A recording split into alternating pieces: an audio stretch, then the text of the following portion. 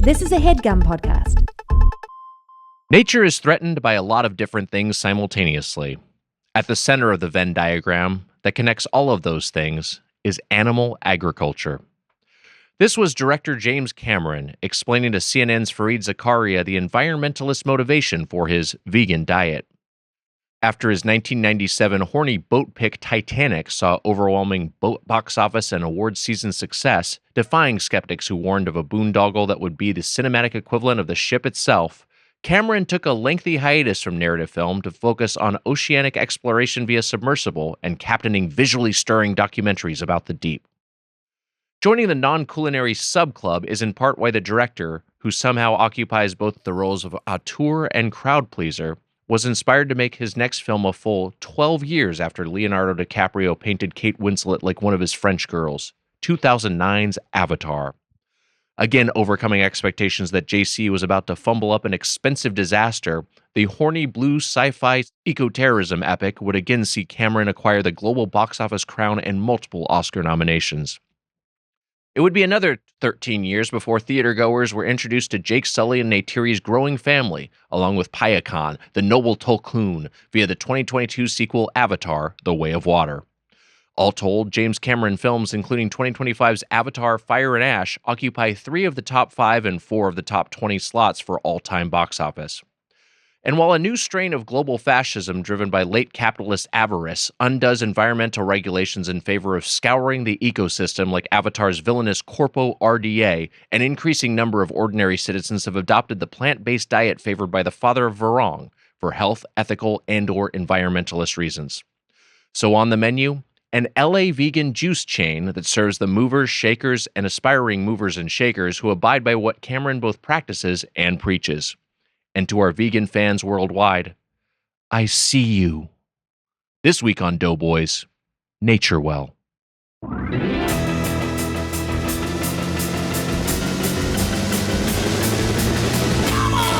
It's the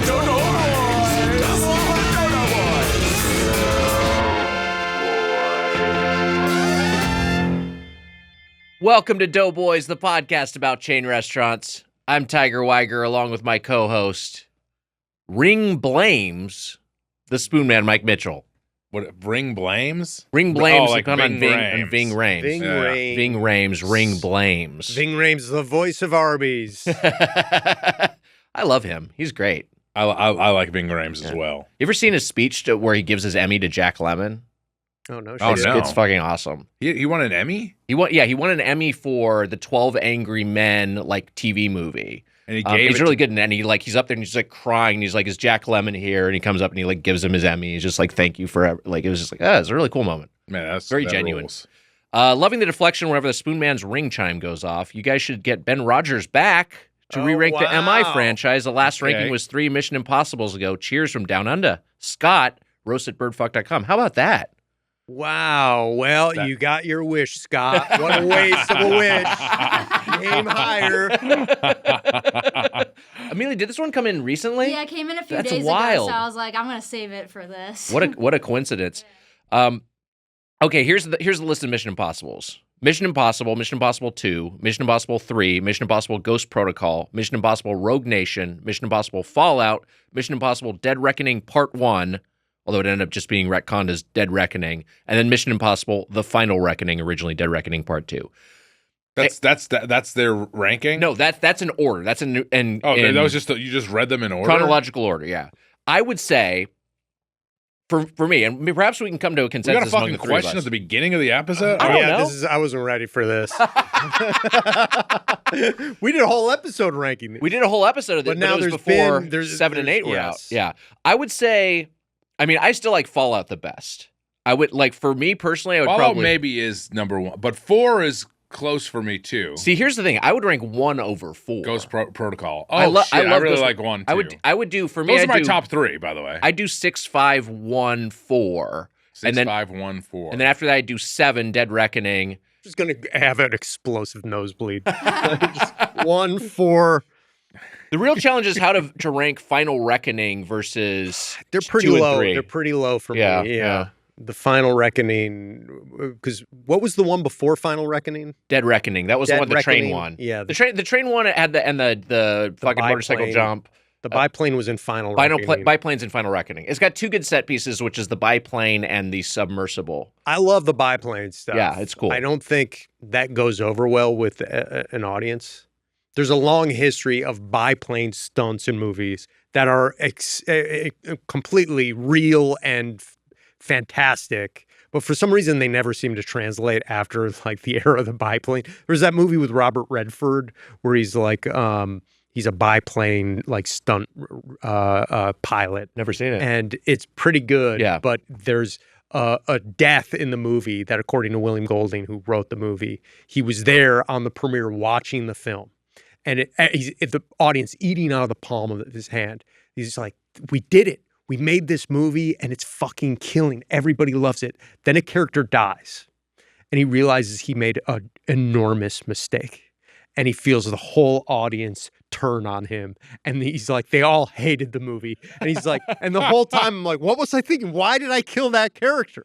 Like, that was the whole movie, was how much they like each other and how charming she is. I thought like it would really hammer the movie home. And it's like, Hey. no, they lost it. Food for thought for you.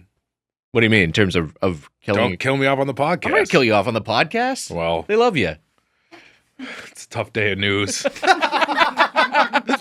Yeah, so this is a very special episode, Doughboys. We're dealing with Mitch's mortality in new ways. It's an existential crisis for my co-host as we begin here today, talking about good. Naturewell. That'll be fun. It's good that it seems like everything that could go wrong has gone wrong in this in for me in life. Speaking of which, Mitch, our friend got kidnapped. Oh right, yes. terms of Oh my things that God, have gone wrong. I The can't March help but Madness think of 11 Susser. reheated rivalry finale has been indefinitely delayed due to the kidnapping of Commissioner Susser by the villainous Dodiac. So it will happen sometime hopefully in April, but we just have to pray for his safe return. I was Yes, reading yes, about let's, that Let's in the pray. paper. Let's use our prayers on Susser.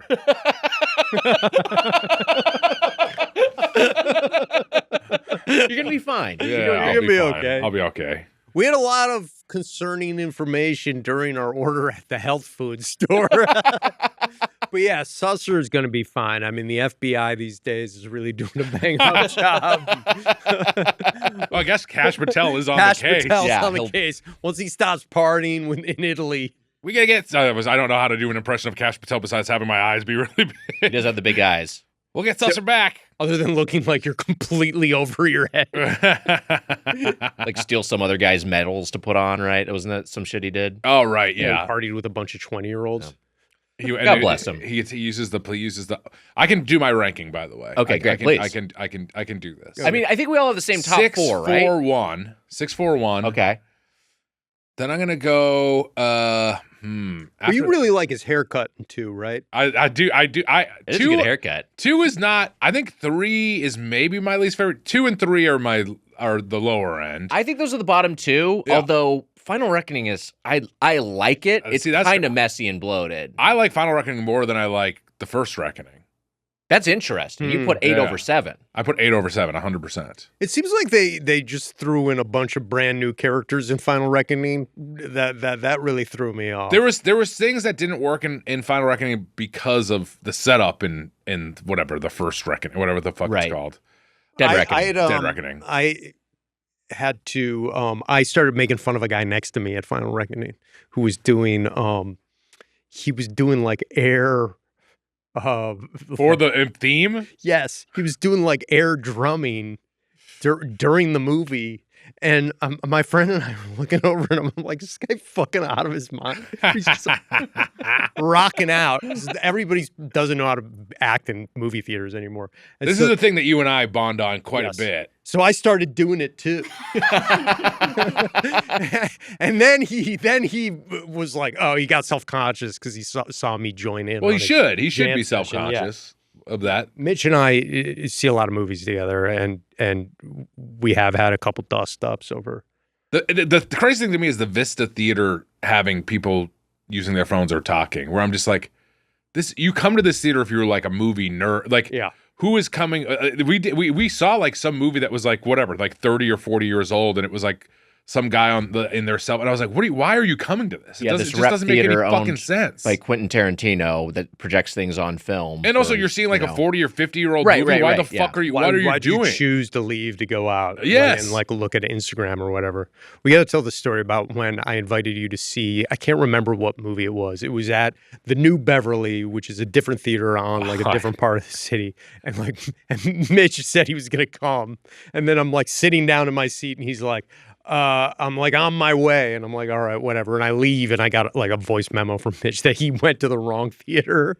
It was the movie. You went to the Vista, and they were showing Queer. And they were showing Queer, and I was like, my friend left a ticket for me to the booth guy, and he's like, and I was like, he left a ticket for me for this movie. And then I was like, look at the movie. I was like, I don't think the movie is queer. So it just looked like some like closeted guy, afraid to buy a ticket to like the gay movie. I'm like, I think my friend might have gotten me a ticket. Oh, he didn't leave it? I guess I'll have to buy it myself to go in there with my friend. And then it also made me look equally as homophobic when I was a guy in a Boston Celtics hat and like a whatever jersey, and then I was realizing my mistake I had made, and then I was slowly backing away from the theater when I could have just gone and seen the movie or whatever. I fucked up really bad. Did you end up seeing it? I've never seen it. I'm down to. I was not against seeing Queer. I'm down to see Queer. I should see it. I liked it. You like Luca quite a bit. I've never been over on Luca as much as you, but I haven't seen the other. His other was it Call Me by Your? No, that's not it. Yeah, Call Me by Your Name. Call Me by Your Name. It is it. Challengers. But I've never seen Challengers. I really like. I think I've only seen one of his movies and I didn't like it. What else has he done? I've seen one Luca movie. He had the most recent one, which I didn't see. That was that people said was Julia Roberts. After the Hunt. Yeah, people said that wasn't very good. Call Me by Your Name, Challengers, Queer, Bones and All. Bones and All, the Timothée Chalamet cannibalism movie. Oh, 2018 Suspiria. I was so on Suspiria. I think that's probably what caused me to. I gotta watch more of his movies. I haven't seen enough. I haven't seen any of his movies basically. Wait, so what would you said you'd take 8 over 7. You take Final Reckoning over Dead Reckoning. Yes. What and then the bottom is like just 2 and 3 it would be like 8, 7, 2, 3 somewhere in there. But where do you put 5? 5 is man. Honestly, 8 might beat out 5. I love 5.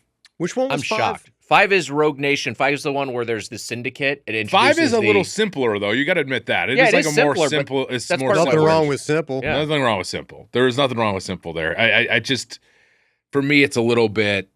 Maybe it's too simple. I don't know. I recently watched Tom Cruise on the Today Show with Matt Lauer promoting 3. Which where he has the famous. Was that the couch jump? No, that's Oprah. I really need the context that he was promoting 3 because you said with Matt Lauer's like he's back. Yeah. But it is shocking that even in the interview, Matt Lauer's like, "You're in your 40s, you still are a movie star, you've still managed to hang on. Like, how have you managed to keep the fame for this long?" And it's like, oh wow, he's still famous, and Matt Lauer is now long canceled. Right? Yeah. He outlasted Lauer on his news job, but this is the interview where he says, "You're being glib, Matt.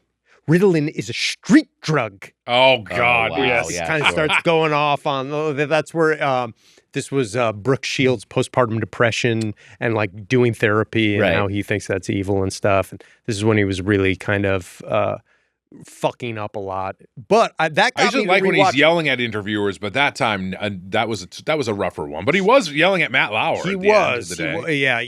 he does. He just looks particularly unhinged in that one. Then that got me to rewatch the Oprah one, which I was like, that was the same time. This is when he was he had just started publicly dating Katie Holmes. And they were the subject of a lot of paparazzi and stuff. And he's very in love or whatever. And that's when he jumps on the couch and stuff on Oprah. But I think that got blown way out of proportion. If you watch it, the audience is going absolutely crazy. They're completely insane. He's just playing into the audience. It's like the Howard Dean scream. Yes. Just kind of following the momentum of the crowd, but out of context. Isolated, you just look like insane. a complete maniac. Yeah. Right. Wow. That's also a crazy time when that was the biggest thing in the world happening. Also, crazy to just hear a 40-year-old can't be a movie star because that is just completely changed. That's that. I feel like all of them are 40. Yeah, years sure. old. Now it's hard for someone who's younger to break in. Yes. Unless they're this is the new guy. Yeah. Like Glenn Powell is They what, decided 30 Glenn something? Powell's a new guy. Yeah, he's in his he's a new guy. mid-30s, yeah. Yeah, and like he's like kind of breaking Yeah. in, but like a movie with I mean, Tom Cruise or Harrison Ford could get a movie green light faster than I'm saying. Like an 80-year-old man. It's true. 90-year-old Indiana Jones 7. That movie sucked. I went on a date to that movie. It was Dial of Destiny? Yeah, I went Where on he a meets date to Archimedes? Dial of Destiny, and I remember afterwards I was like, "What do you think?" He meets Archimedes. I asked afterwards. I was like, "What do you think of the movie?" And she's like, "I really liked it." And I was like, "Man, I don't like you anymore." We can't see each other anymore. You went on a date with Fleabag? I went on a date to see Lost World, the Jurassic Park movie, and afterward, because you were young, you were a youngin. No, this is or Jurassic World, excuse me. Okay. Jurassic World, the reboot of the franchise, Right. And this was maybe like a second date. We had like had dinner, and then I was like, I'm gonna go see that new Jurassic Park movie if you want to come. And we went. And afterward, I was like, yeah, it was okay. I like it. I didn't want to be like that sucked. Yeah. But then we never talked again. And then I left a text message. It was like, hey, I just want you to know, like, I didn't like that movie. Just I don't think we're gonna go out again or anything, but I did think the movie kind of sucked. I just want that like out there. I don't want you going around telling people I like this movie. Well, me and Ellie's first date, we saw it was like kind of like a what we knew Beverly situation. I went to the wrong theater because I fucked up, and so we ended up seeing a different movie. We saw this Neil LaBute movie. I don't remember the title of that we both hated, but it was one of those things where afterwards, I Hate Women. yeah. Afterwards, it was like the same sort of thing of just kind of feeling each other. So I was like, I don't know. It was like, it had so, and then there was a point where I don't remember who broke through. We were just like, man, that fucking sucked, and then we were both just like bonded over how much we hated the movie. And it was kind of a nice baseline for things moving forward. And you guys still go see movies separately? Yeah, we do. No, we saw this together. Right? I took us both to the wrong theater. Yeah. You went to the Tiki Theater? Fuck, whoops. How did I do this again? It's like a taxi driver situation. I've never seen these movies before. That's pretty good stuff. The other thing we should mention, Mitch, is we got some live dates coming up. Today, as of this episode's release, we will be in Tampa, Florida. I'm so excited for those live dates. Whoa! Whoa, he's jumping on the couch. He's jumping up and down. Whoa! Wow. Okay. I've never seen you like this before, Mitch. This is really something new. You're really excited about these live shows. I'm really excited about these live shows. It's like a new chapter for you. Let's see what the reaction to this is online. I don't know if people think I went too far in this moment. And you're open about like how much you love these live shows. Right. You're not keeping this hidden. I don't care if anyone knows it. I love these live shows. Because before you were really secretive about how you feel about live shows. Like in the past, you've kind of like you've kept your private life private. If you're like, yeah, what's his deal with what's that guy's deal with his feelings on live shows? The paparazzi's always hounding you to get your opinion on live shows. I love them, Wags. And you know what? Catch me while you can. Don't be so pessimistic. You're doing great. You're thriving. There could be an empty seat where Spoon Man once sat. We'll fill it real fast. Well, Jimmy will still be here. Yeah, Jimmy will still be there. She was snoring. Do you hear her snore? Yeah, she snorted. She's so She cute. snorted.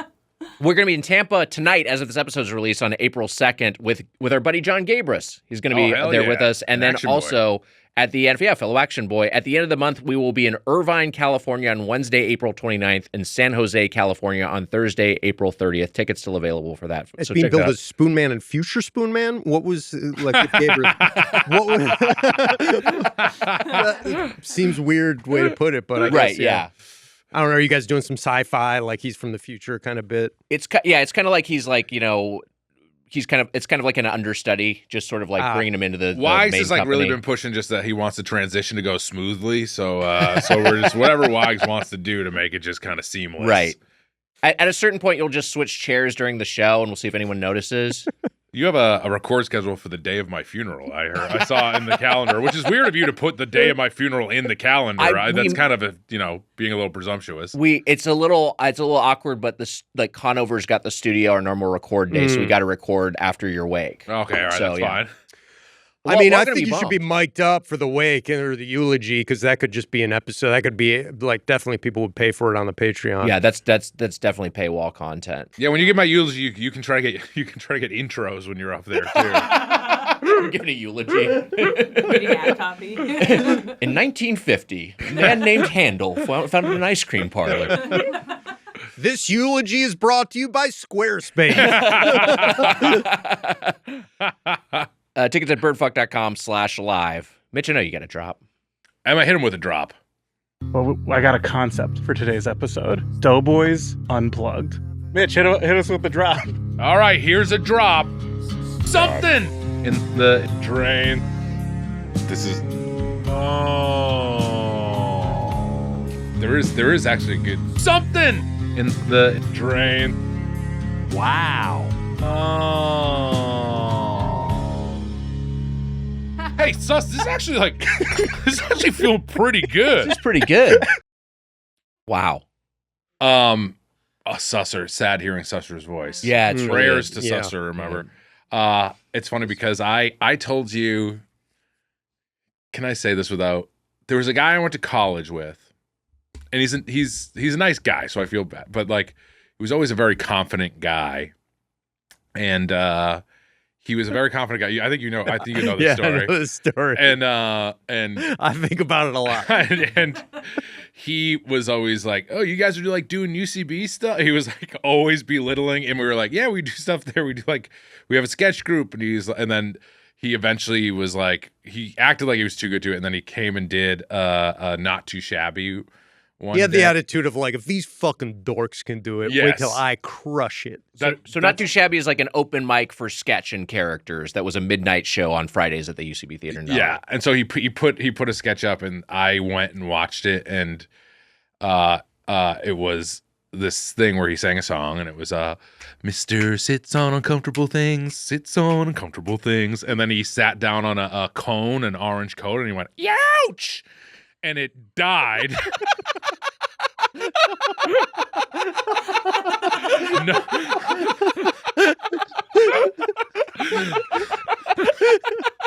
No one like it died. It died so bad in the theater, and I was like watching it, and I was like smiling evilly in the back because I was like, "See, it's not that fucking easy, you fucking asshole." Yeah, right. But after, I was like, "Great job, dude." I was like, "Hey, you did great."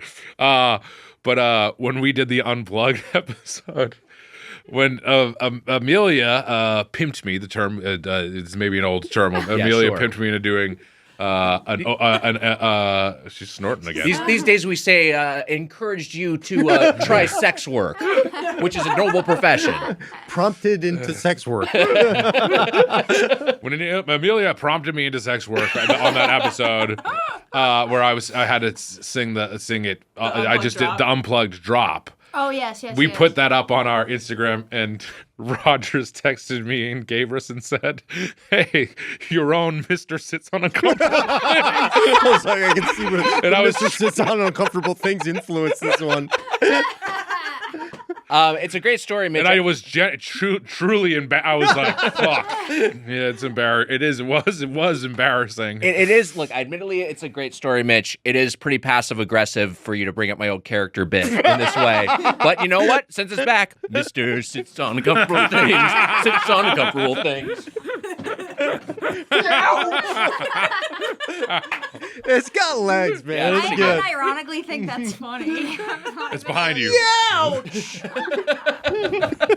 His water bottle's gone. It's like a Comes out my mouth. Russian nesting doll into you. Anyways, God bless him for trying. Yeah. I shouldn't shit on him. That's No. the- But I saw him like recently, and he's He's doing great. He was like, I heard you got like a little podcast. I was like, you still do this? You're He's like, still are still demeaning you. you still can't stop. And I was like, what the fuck do you do, man? What are you doing? I'm like, I mean, I don't know. He maybe is very successful. I don't think I am very successful, but I'm saying like he's like You're doing great. Still like You got some like podcast thing. That's really that's good. Yeah. exactly. And I was just like, what the fuck? What do you do? Some, and this is, I feel like this is particularly a male thing. Some guys do that. They're just trying to alpha you at all times. Yes, just yeah. demean whatever you're doing. Not a bad guy. Besides, I mean, he was like a completely fine guy. He could also be very insecure. You can get those podcasts online and stuff, right? I mean, That is what he was doing. What's your who sent that drop in? Oh, sorry. That's the final track from McDonald's. It's the final track from Nirvana's final album, I believe, In Utero. Oh yeah. Hi, Dough fam. Happy 10 years. Made a drop commemorating the premiere Doughboys Unplugged episode during Steak and Shake 10 with Susser and Joy. Cheers, Thomas. Laten Tickles in the Dough Squad. final Thanks, Nirvana song, final Mitch episode. So it's got a good I hope that I hope it stretched out longer than just today. Drops at birdfuck.com.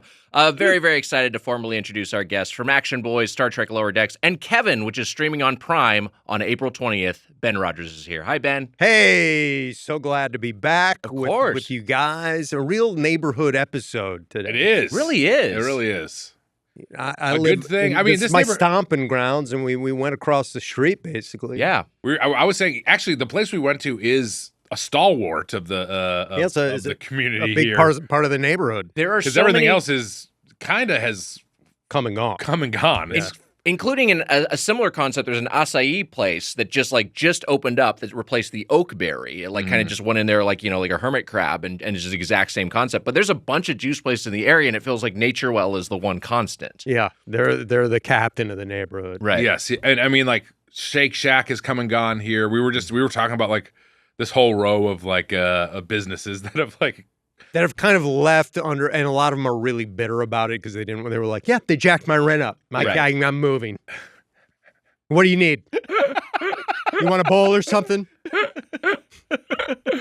The Shake Shack was like part of a larger. They closed like 5 LA stores. I think there's just one left. yeah. But that was also they just overexpanded. The Americano one, right? Is that the only one? Is that the only one? That might be the only one that still exists. Yeah. Yeah, they went nuts. Shake Shack. That was a good Shake Shack, by the way. And there was a Doughboys listener who worked at that Shake Shack. I loved that yeah. Shake Shack. It was great a to good have one. here. It was great to have It didn't fit in with the neighborhood. It didn't. It didn't. I agree with that, but it was great to have here specifically for fat podcasters. Right. That I wanted to, after we ate McDonald's for lunch, we would go and have dinner at Shake Shack. I mean, I did enjoy that. That was like a decent spot to eat. It's right. It's attached to another neighborhood staple, the Black Cat Yes. Bar. And Black Cat has a little outdoor space, and then Shake Shack had their own outdoor space, and they both were playing music at the same time. So, like, sitting at either of them outside, you would just feel like you were going fucking insane. Yeah. And then people were like, it wasn't the Black. I'm happy that Yeah. stayed open instead of Yes. Shake Shack, but High turnover. Yeah. Probably good that the site of the first gay rights protest Yes. in Los stuck Angeles around, yeah. stuck around as opposed to the chain oh, restaurant. wait, I didn't know that history There's about a it. historic There's a marker right plaque there. and Yeah. everything right there. Oh. Well, that's good. I'm pulling another queer here. I'm fucking up. I had no idea. I've never looked at that plaque before. You gotta look at the plaque. You gotta watch Challengers. Don't worry, you're gonna get it all figured out. Rogers, we you and Mitch talk a lot about movies. We talk about movies often on our Action Boys, Doughboys hybrid chat, the Monkey Boys. Yeah, we specifically talk about monkey movies. Yeah, because we had We might have to switch it up because I don't know if there's going to be another one for a while. You know, shockingly, I'm shocked at how many movies we have talked about on there that do kind of keep popping up. And well, also for the way I spat at you, for the way it started with the monkey, with all 5 of us seeing the monkey monkey together and having a bad time. and everyone hating it, Yeah. to then still continue on with It monkey was movies. the monkey we really were upset about. I only stayed through the whole thing probably because I was with you guys. I might have left. I was wondering if you were liking it the whole time, and then afterwards you're like, that fucking sucks. And I was like, oh, Weiger even hated it. We had a good dinner Right. afterward. Even Gabrus, who was the nicest to movies. I Gabriel's think probably the least cynical, and then I'd say probably second least cynical. And everyone fuck was you. just like, "What?" saying Ben and I are fucking the most cynical. I probably. Yeah, you're gonna argue that? No, Yes.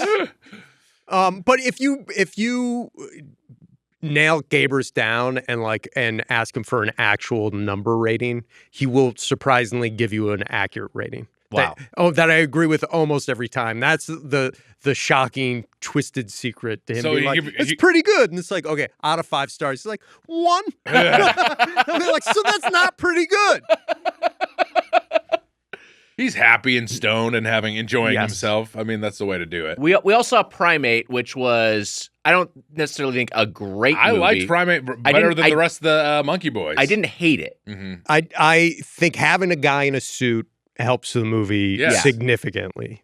It's a little repetitive at certain beats. Yeah. Right. But yeah, definitely having. I want to edit myself in because the monkey is called Ben, and I just want to like put myself in as an extra that they're talking about. Because they're like, Ben's very happy to see you guys, and then just Swimming. being there. You got a little speak and spell. You can What's hit- wrong with him? Yeah. Ben, angry, monkey, kill. But the movie is mostly it's a thriller similar to God, remember that movie where the people were stuck on the chairlift and there were wolves Oh, at sure. the Oh, bottom? yeah. It was from like 2008 or something. I remember that. Yeah, that was what the fuck was that called? But they're kind of, instead of being on a chairlift, Can I guess? they're stuck in the pool. Yeah. The Lift? I think it was something about being frozen. It's called Frozen It's from 2010. Yeah. Yeah. Which is Pre- a bummer because if I think Frozen, I'm Yeah. thinking of the children's movie. They really that's a tough title. really gotten it taken away from them. Yeah, I got title But cut. but they're all stuck in a pool. Yeah. And then we saw afterwards that chimps can swim, and the idea was like, well, the rabies, because rabies the rabies gives you made a 'em fear afraid of of- water yeah. or whatever. Is it right? Like people hate water. When Yeah, they, get they were like, rabies. Ben can't swim. Let's all go in the pool because they don't know that he has rabies. But I can't wait for somebody to like actually be. I can't wait. I think it's going to be a sad day when somebody's like, the chimp's gone crazy. Quick, get in the pool. And then the chimp just swims out. a dark rips red their pool. fucking- Yeah. Rips their face- balls, yeah. or I mean that you were saying that it almost the movie does kind of de-heighten in a way where it shows like a guy's face get ripped off or whatever, or jaw get ripped Yeah. off, and then after that there's like, oh, the deaths after that are like off screen. You know what I mean? Like where you're like, you want to see more. You were saying that you wish it went all out. Yeah, Yeah. I wish it got a little like crazier. And I also just like I feel like you're setting up the whole time like at some point the chimp's gonna get in the pool. He never gets in the fucking pool. Yeah. Mm.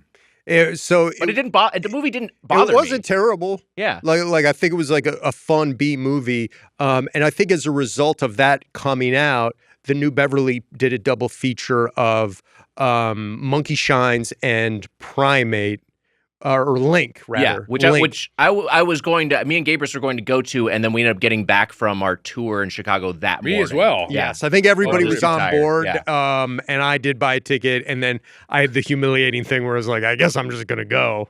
So our whole Monkey Boy chain. We all abandoned Bailed. it. And then I went with someone who the only other movie I'd seen with them is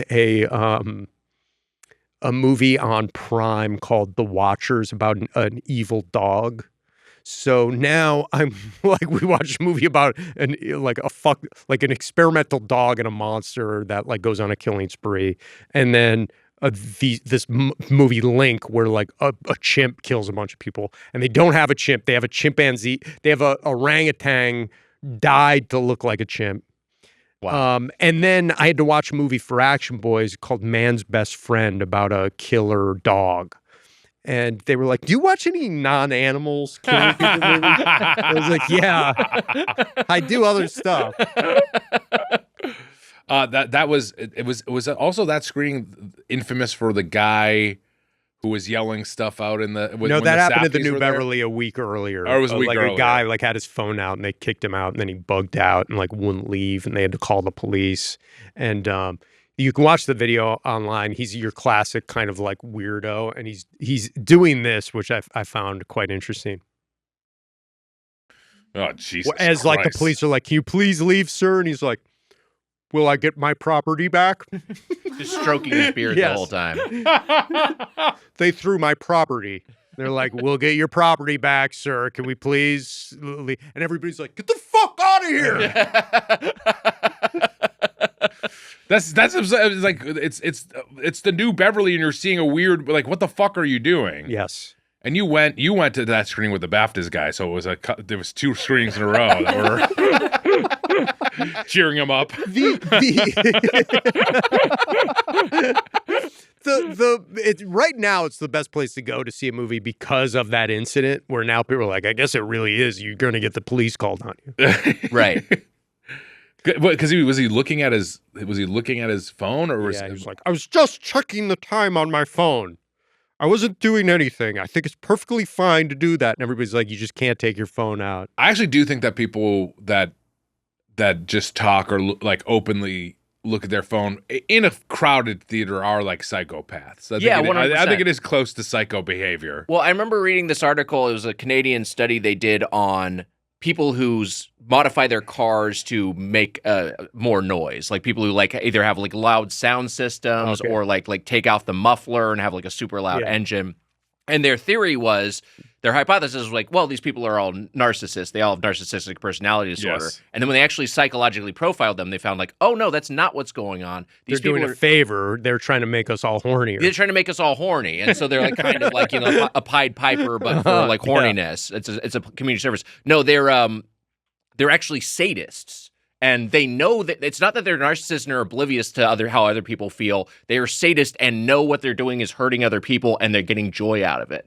That's fucking insane. I mean, that makes sense. Yeah, but I think there are some people who like behave like assholes in movie theaters, and part of it is like, I know I'm annoying other people, and that makes me happy. So we need Hannibal. We need the late great Hannibal Lecter to take these people out. I want to start going to the movies with the late great Hannibal Lecter. And I want him to start fucking like I don't know, fucking killing him in the bathroom or whatever. Just dextering all these fucking losers. It's so much of the world now. We are the minority. I feel like I've talked about this before on the podcast, and people get mad at you for saying like, I tell people to be quiet, and they're like, that's crazy. It's like, no, it's not. People think we're lying.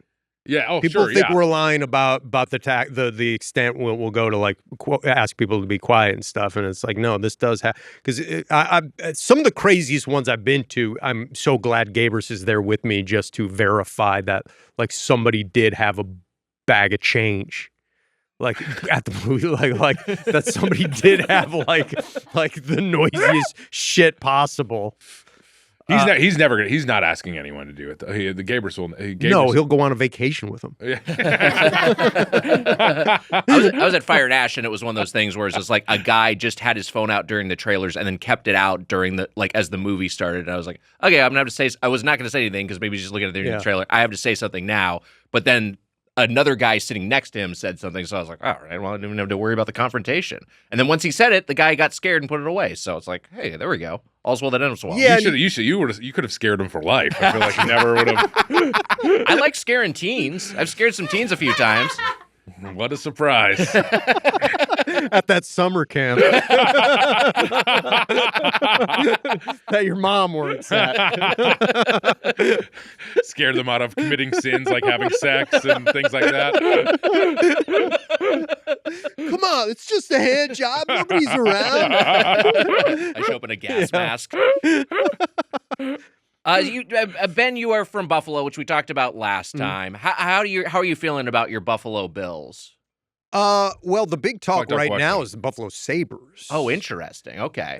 So I don't follow the NHL. So the Bills everybody's happy about because for the last 6 years or so they've been a competitive football team. A horrible end to this. I mean, I even the day it happened, I was like, did I text you the next day? Yeah. I think maybe it was the next day that I texted you because I was like, it's like one of those things where you're just like, I don't even want to talk about it. I mean, that is what happens usually. It's same for me. It was a tough football season in general, but like I'm still so scarred from how poor they were for most of my life.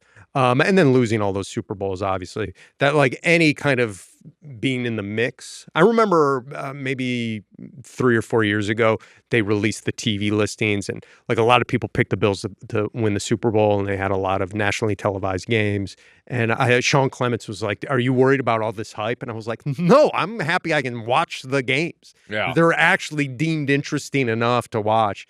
But the Sabres are also a cursed franchise that for the last they have the longest streak of missing the playoffs. Oh, Jesus. Of any NHL team. But this year, they're actually, as we record this, they're at the top of the Atlantic division, and like I think second in the Eastern Conference.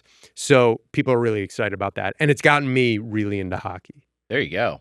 I'm about to watch a Sabres game. I'm going to go to Vegas and watch a game. Hopefully they don't lose it. But that rules. Yeah. I haven't seen is it the night? What are they? The Knights? The Golden Knights. The Golden Knights. Yeah. I bet it'd be a fun experience seeing hockey in Vegas. Hockey, a great sport to go see. I like hockey. The professional sport I probably follow outside with basketball, baseball, and football.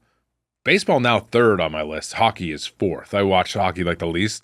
But also, I think more fun going to a hockey game than a baseball game. The idea of going to Dodger Stadium. I love going to Dodger Stadium. I love Dodger Stadium. It's just as a fucking, you're sitting in the sun. I like the cold. Give me a cold rink in the dark. I mean, first game I ever went to was a hockey game, a professional sporting event. It was the Sabres and the North Stars before they moved to Dallas. Yeah. The Sabres lost, and I remember being shocked. I was like, because I didn't even understand that hockey only had 3 periods, which is unusual. I was like, well, we got one more quarter, right? My dad was like, no, the game's over. I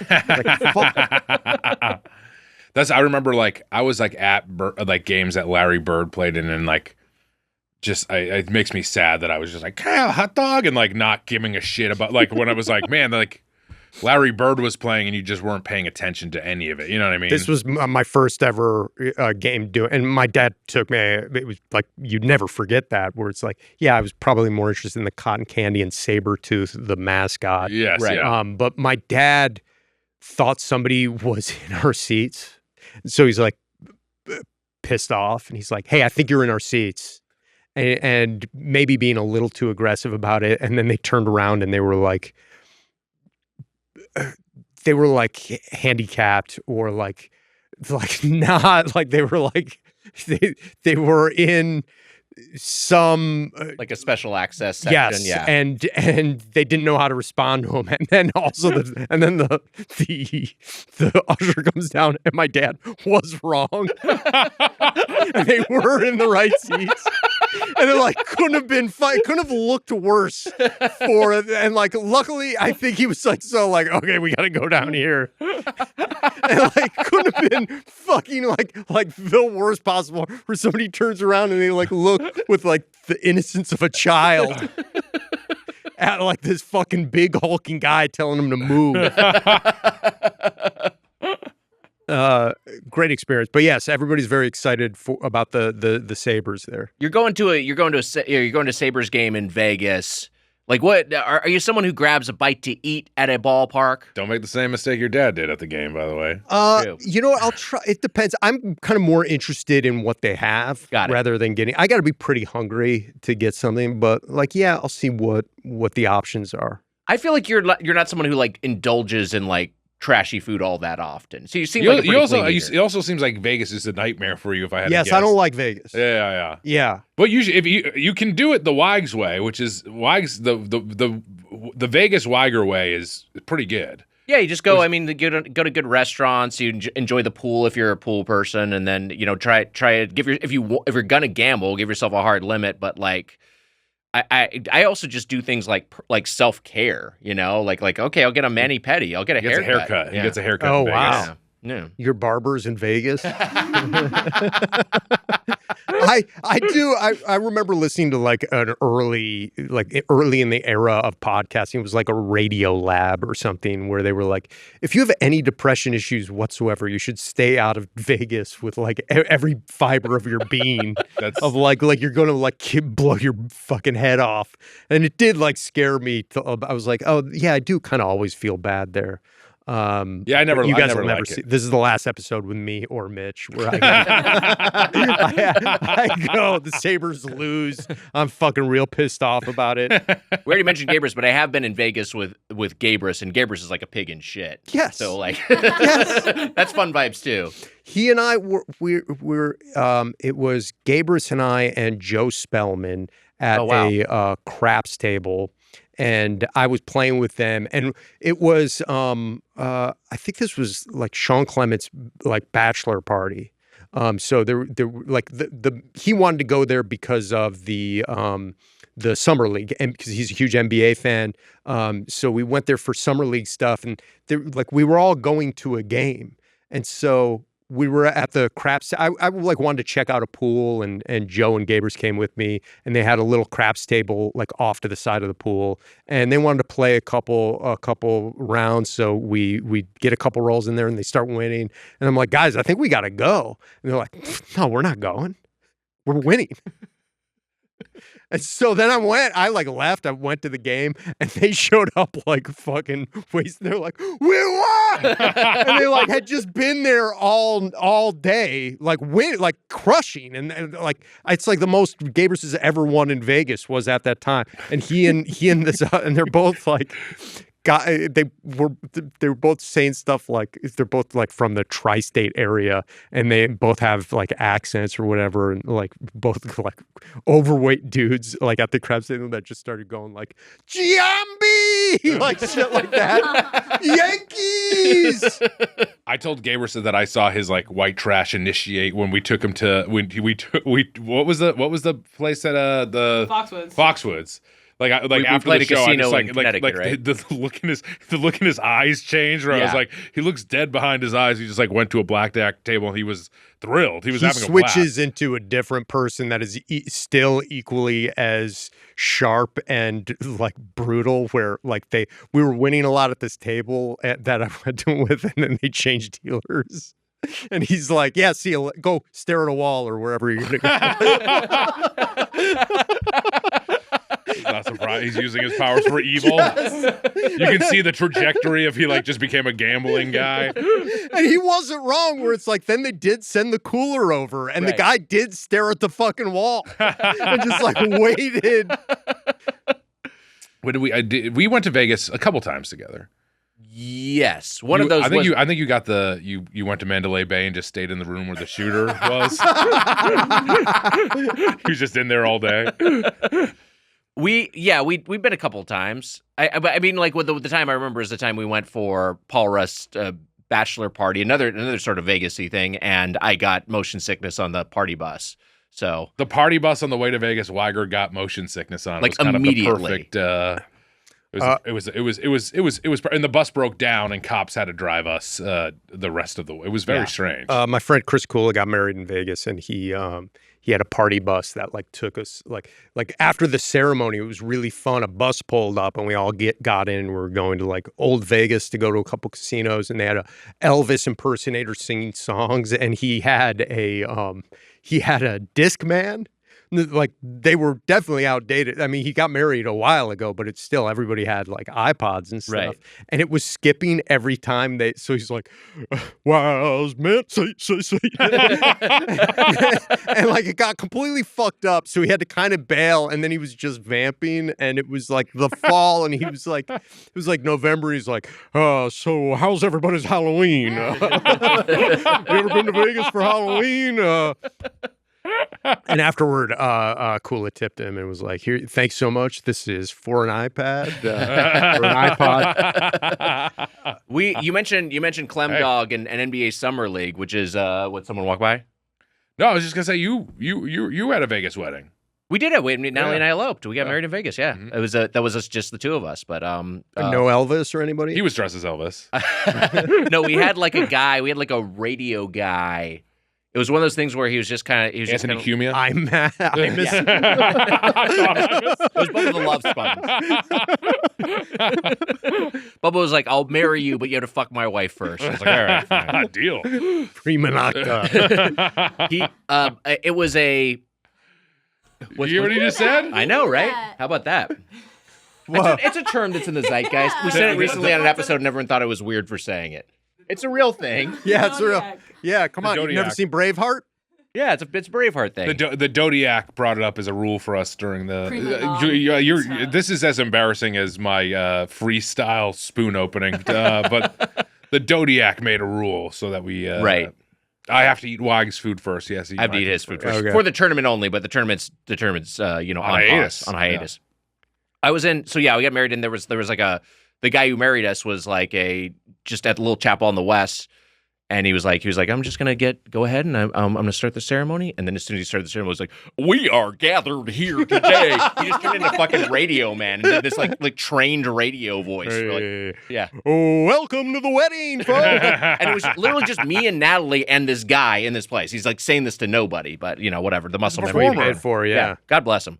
Oh yeah, let's talk about Kevin a little bit. Kevin, an animated show, Joe Wengert, Aubrey Plaza, an incredible cast in this, including both of you are on the show. Mitch plays Kevin's former owner.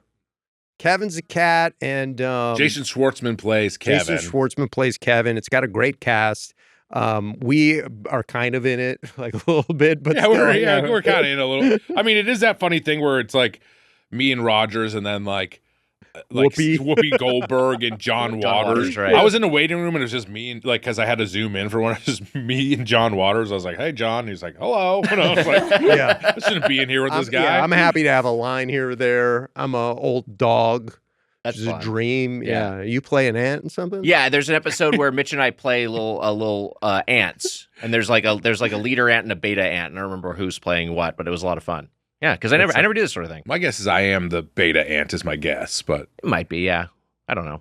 I mean, either of us could. That's real alpha ant shit. Yeah, maybe. I don't know. Who knows?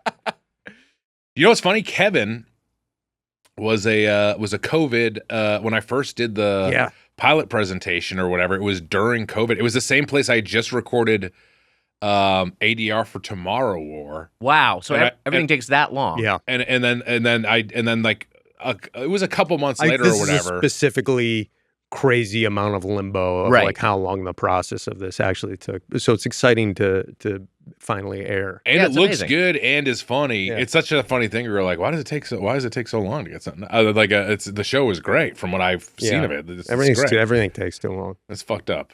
But did you do work in during? Remember they were trying to like make people like do commercials in their house with Zooms? I did. I was on another cartoon that I really liked called 10-Year-Old Tom. And we recorded a little bit before the pandemic, and then we had to continue through the pandemic where it was really stressful because everybody was like nobody was used to like home setups yet if you weren't like a professional voiceover person. Sure, yeah. And that's when we figured that out. I mean, Emma figured it out for us. Took some time. Yeah. I mean, my whole home computer system was like already embarrassing, where I was like kind of getting by using an iPad a lot, and it really forced me to do a lot of things. But we were Zooming on 10-Year-Old Tom with like one of the actors. I can't remember his name. He's been on your show before. Andre, I feel like his name was Andre Highland. Yes. Oh yeah, Andre's great. And he was Andre Highland. Yeah.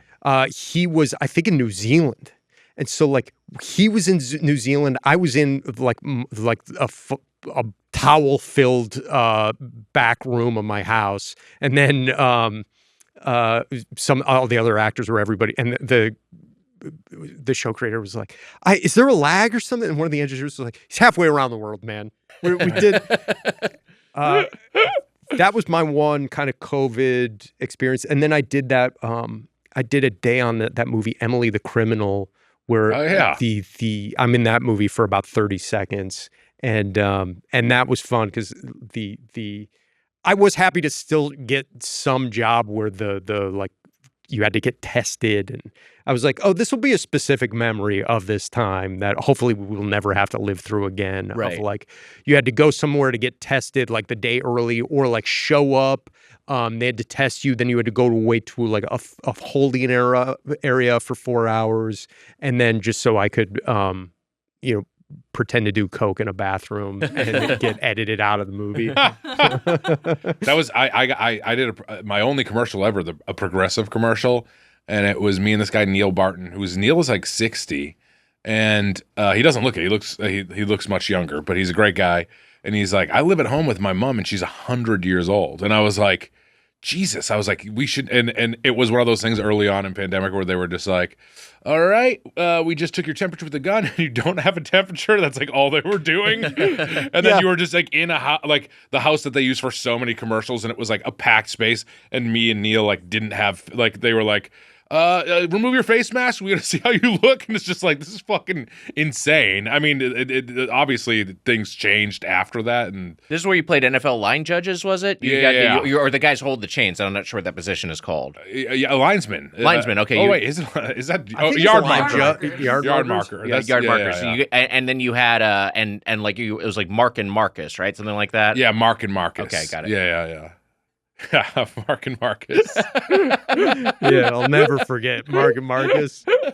I forgot about the era of just like checking temperatures with a gun, and Oh yeah. I had a bandana for a long time. Oh yeah, that's what I wore I was forever. doing, yeah, I was loving the band. I went full like Bogdanovich for a while afterward, where I like it just kind of, even when it got debunked as stopping anything, like 2 weeks into the pandemic, I still like kind of wore mine around. That's Yeah. when I went full like apocalyptic. Stopped getting haircuts, stopped shaving, had a bandana on most of the time. They made fun of me because I kept wearing the gaiter, but I still I wore it forever. And I used to like I didn't have a bandana, but I had like a Miami Heat Dwayne Wade shirtsy that I like fashioned into a t-shirt mask, and I'd wear that up. I'd like go outside and be walking around. I'm just like outdoors, and I'm wearing this fucking t-shirt over my face, thinking that was like the thing you had to do, and obviously there was no point. by the way, who directed those commercials? Jared Hess, a Minecraft movie director. That's right, and Napoleon Oh, shit. Dynamite. How about that? Yeah, he was great. Yeah. No one got COVID either. It was Credit to him. So yeah, Kevin's been brewing since the COVID days. which is crazy, and it's very funny. Yeah, I'm excited to see it. Yeah, me too. And I hope it continues. So please watch so it gets a season 2 so we can all get jobs. Hell yeah. It's on Prime on 420, so there you go. Yeah, for all you fucking hopped up weed heads, you can see us be talking animals. Yeah, buddy. Hell yeah. Am It is- I unironically into that? So I mean, it's specifically a show for you, basically. oh yeah, sounds like it was made for me. Me and Jemmy are gonna get stoned and watch it. Yeah, it's fun. It's like a workplace comedy at a animal rescue. Hell yeah. Gil Ozeri runs the animal rescue. Awesome. Very Oh, funny man. in it. Okay. Yeah. Let's talk a little bit about Juice. Now, like you talked about like not wanting to be like the Animal Attack movie fan, but like you kind of like ended up being in that box. We had you on for Robex previously, so now I think you're kind of in a consecutive sort of like you're the And this Juice is guy. this is your choice. I'm not. No, yeah, yeah. Like because the last time I was on Doughboys, which it's like being on the local news or something, where you'll like all these fucking freaks come out of the woodwork and you're like, I saw you on Doughboys. Like, And good also, job.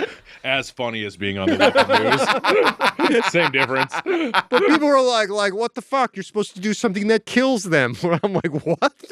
But like, I didn't pick like people get off on seeing you guys eat like fucking greasy burgers and shit. Yeah, and this Yeah, is you happy? This is the sixth podcast meal we've had this week. The sixth meal we've had for content. So it reached a point. You were like, I asked you. I was like, do you want to eat something garbage? And you're like, I really don't give a shit. So we were just like, you know what? Let's give ourselves a breather. So this was our choice. If you're gonna be mad at anyone for not eating garbage, be mad at the. But now I'm the juice guy. Now you're the Juice guy. And I am from Buffalo. O.J. Simpson was a big part of the Bills franchise. I didn't make that connection. Juice is loose. Wow. So yes, I'm the juice guy. How do you feel about like OJ? Like, do you have at all any conflicted feelings? Would you wear a Simpson or would you get a Simpson jersey? You're asking me if you would wear an O.J. I Simpson don't think jersey? What mentioned it because I don't. I You think you'd wear it. couldn't even do it with a straight face. You couldn't even ask the question. What are your feelings about OJ? You tried to say, I'm like, well, if he got a fair trial and the jury's thrown in and the rest for justice 2,000 system yards? worked. Yeah. Ran a lot of yards. His numbers retired at the stadium. Yeah, I wouldn't expect you to wear a jersey, but I would like. I mean, is there I anything loved to, like, O.J. as a boy. I thought he was so Naked- funny in so Naked funny in the Gun. Naked Gun Yeah. movies. He's great in Naked Gun. Yeah. I could chastise him for he shouldn't have done that stuff. he should have done that stuff. He made some bad choices. Yeah, shouldn't have stolen that memorabilia. Yeah. What was he thinking? Yeah. They shouldn't have cast him in the Frogman pilot. I'll have him put a lot of bad ideas in his head. Is it as a guy who action movies are your bread He and did butter? teach me and Weiger the Brent. We heard about because of OJ. We heard about the Brentwood hello, which we like to make jokes about. That was handy to know. Is that when where someone sneaks into your bed and starts blowing you before you wake up? Do you know of this? Do you know? No. That was like all the when all the Brentwood stuff exploded. It was like people are wife swapping and shit, and like then there's a thing called like or is it like the Brentwood Good Morning, and they. Oh, the Brent Good Yeah. Morning. Yeah. You know that? Well, that everybody knows. Yeah, where We're somebody like- comes in your bed and blows you. Yeah. While they were asleep, right? That was what it was. Yeah, it's something like that. They Yeah, put yeah. a cup of coffee down next to the bed and fucking suck your dick. As an action movie guy, is it true, or is it just like sort of like apocryphal that O.J. Simpson was originally going to be the Terminator? Apocryphal, according Okay. to James Cameron. Got it. He said he was never in the running. Like maybe somebody in the studio suggested him to like put it out there, but he claims he never talked to him. They just thought it would. So whoever made that up thought it would be like, hey, this is kind of fun to make him like a killer robot. Like that was Yeah, what and they I was gonna I say. believe Cameron. I don't Yeah, think sure. there's a world Yeah. where it's like, hey, we'll get our lead. He'll be a likable black guy everybody knows from athletics, and we'll make him a unstoppable killer. I Right. don't buy the optics of anybody going along with that in 1981 or whatever. I don't think that's going to happen. And why would he like because it was a time before the incident and when people were casting him in a lot of stuff. So why would he lie if it hadn't been, you know? Yeah. So he I do think I that's believe bullshit. you. Yeah, okay. Yeah. I believe him. Wait, you think? I'm confused here. So James Cameron is denying the rumor that O.J. Simpson was supposed to be the Terminator. I believe him if too, you yeah. go to like the IMDb page of the Terminator, it'll be like O.J. Simpson was up for the role, and like, isn't that crazy? An actual killer almost played the Terminator, supposedly actual killer. It's supposed. I was Yes, gonna say. right. Alleged. Actually, found not guilty. You're finding out what I think about OJ? Acquitted. I take off my sweatshirt. I have an OJ jersey on. Accused murderer. I remember my bus. I was in 7th grade, I believe, and we were on a field trip, and the verdict came in, and it was not guilty, and the bus cheered. And Miss Sheese Jerome Bettis. He was with you guys on the field trip. He's cheering with yes! us. Miss Sheese yelled at all us. She's like, "That's some people's lives." She yelled at like the 7th grade class. It's like, come on, lady. Yeah, I remember all of us, like our whole class cheered. They brought they wheeled the TV into the cafeteria, which they should not have. They shouldn't have done. No, it's clearly because the teachers wanted to fucking see it. Right. I would. The class I was in, the teacher was like, "We're not gonna we know it's happening. We're not gonna." You were worry about it teaching right at now." this point in your life. Yeah. I was subbing. But there was a girl who had stuck in some little headphones and was listening to the that's radio. cool. And at a certain point, the middle of class, she just goes, "He's innocent."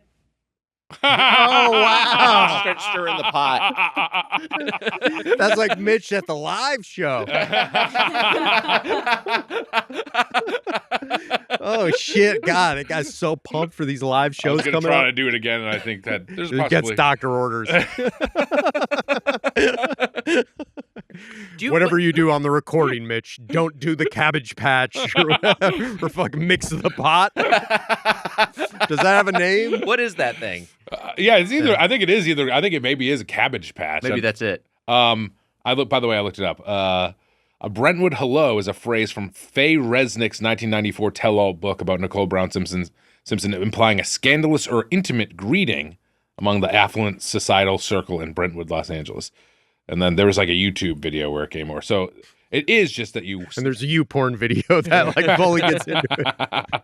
You do sneak in and suck, you suck them off before you start sucking them off as they wake up. You get into that sort of swinger stuff. It feels like naturally as you just accumulate so much wealth, and it's just what Life new gets experiences boring, are there? and Yeah, you're like, I guess I'll just break into my neighbor's house and Right. suck them all.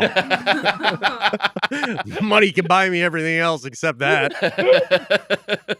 Maybe I'll try one tonight. On who? No, I don't know. There's only Wally and Irma and me in my house. Fuck, Mitch gets blown away. We make all these health claims about his life, but he dies sneaking into somebody's house to blow Suck them off. Blasted him with No, a sawed-off. I was just doing a Brentwood up. Sawed-off shotgun to the torso. Are you taking a red eye tonight? Oh, I am taking a red eye. Plain seat neighbor. Lucky pilot. Let me give you a Brentwood goodbye. Blows his cock off. You break into fucking Charles Bronson's house. Pick the wrong house to break. Try to give Charles Bronson a Brentwood hello. Hey, what are you doing there? Pick the wrong cock, Mick. He is the right cock. Cock's the trigger. Oh, there you go. With like, because you're not a juice guy. You're not someone who's like regularly getting juice. I feel like you've been to Naturewell, but it's not I've gone to Naturewell here and there. Here's one great thing about Naturewell: it's open late. It's open until 11:30, which we discovered. And that's so every once in a while, if you're in a pinch and you like feel like you need like real like food of some kind, like sometimes a nice juice is all that's available. And you're happy to have it. It's giving me life after the week that we've had. I mean, it's been a bad like 3 weeks for us. Well, yeah, it gets worse. We're kind of stacking records. We recorded our episode that was out last week with our buddy Brian Quinby yesterday, and we ate The Habit, and that just like. Or Habit Burger, I guess it's called now, and that like made me feel like shit immediately, and then later, like when I got home, I was like, "That's rough." Still feel like shit, yeah. So this is nice. This is rejuvenating. Yeah, we got some juices. We got some. I got a celery juice. I've been drinking. Amelia gave me the #1 clown ass dad koozie. I got my Tiger koozie around my carrot juice, which is a carrot palooza, carrot, ginger. Oh, boy. Red and green, apple, and lemon. Part of it is obscured by a date that's written on it, but this was made, I guess, today. Yeah, 3/15. How about that? Well, it's the 12th, so I guess that's its so mine's expiration good date. for a couple days. Yeah. Oh, that's what it is. It's a yeah. sell by date. 3/15. Is that the Ides of March? Yes. Yeah. Yes, it is, yeah. Okay, thank God we're drinking it now.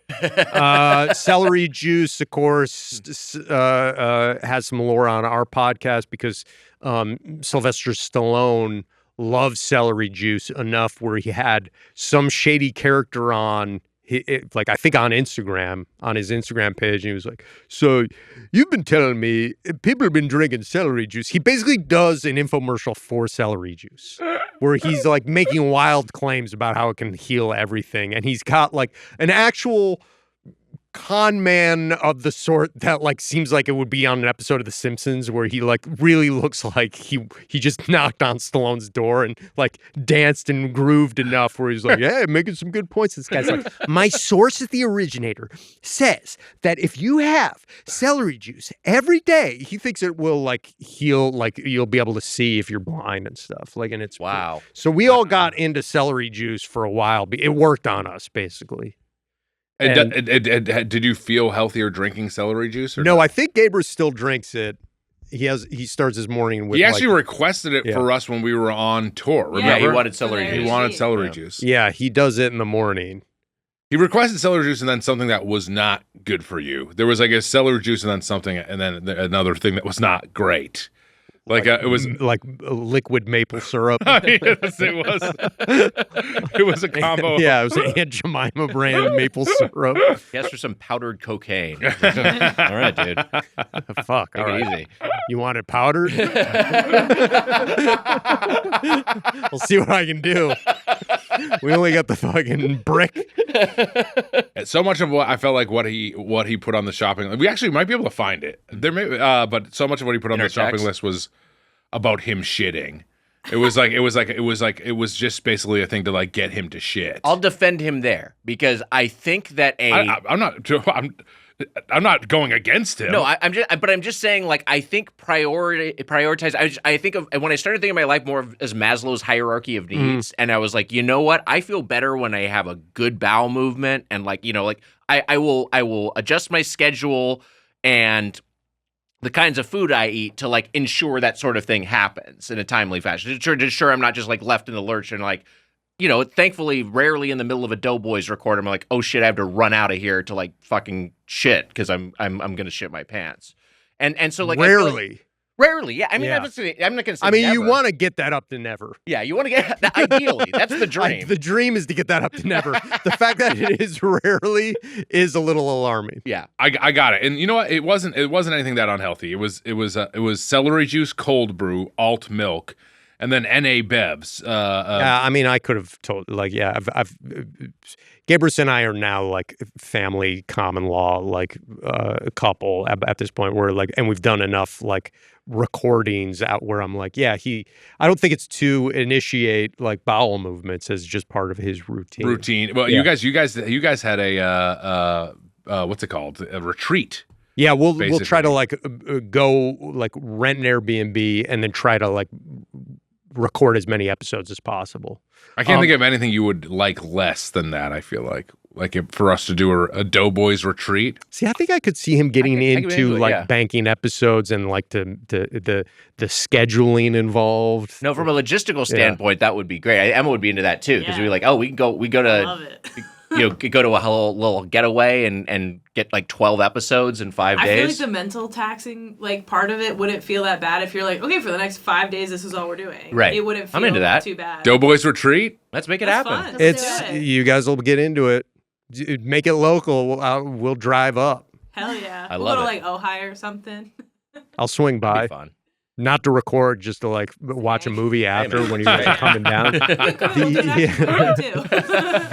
There was a while where Ryan Stanger would be late to episodes and he would text walking up to our text thread just to let him know he's on his way. And then there was a while where Gabrus would text wiping up as a response that he was like busy taking a shit. Yeah. And that was his, which Stanger no longer does walking up, but Gabrus will frequently be like wiping up. I think I've seen video of Gabrus on the toilet with his shirt off more than I've ever seen like my dad on the toilet with his shirt off. It's Right. probably close. I think it's he sends those videos all the time. He sends them quite a bit. I'll flat out say it's definitely the case for me because I've never seen my dad on the toilet with his shirt off. It's a pretty specific thing. Were you saying with your shirt on even? Like how often have you seen your dad on the toilet? With his shirt off. Shirtless. Shirt on or off? Just like how many times have you seen your dad on the toilet? I saw my dad on the toilet a lot. I Okay. feel Oh, like. interesting. I would see him I feel like I would see him. That's There what- was, yeah. there was one bathroom in my house. That's the thing is like there might be some situation where someone's in the shower and someone really has to take a shit or something like that. Yeah, Okay, yeah. Yeah, no, I think my dad like didn't give a shit about the door being open or not. Yeah.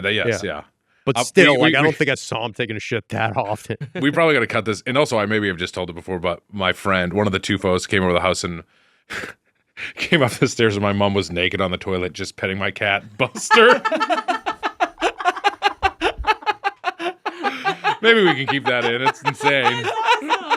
Wait, who saw it? My friend, like my childhood friend, so was like, so you saw that? Did your mom see him? Did your mom react? I have no idea. Wow. I just was laughing after I heard that. Imagine part if of she's it. just finding out through this. Yeah. Did you ever tell I her? do love that you've included the name of the cat too. Like, that's the important detail we need to know. And Buster. it was Buster, and you know how Buster is. To make things extra weird.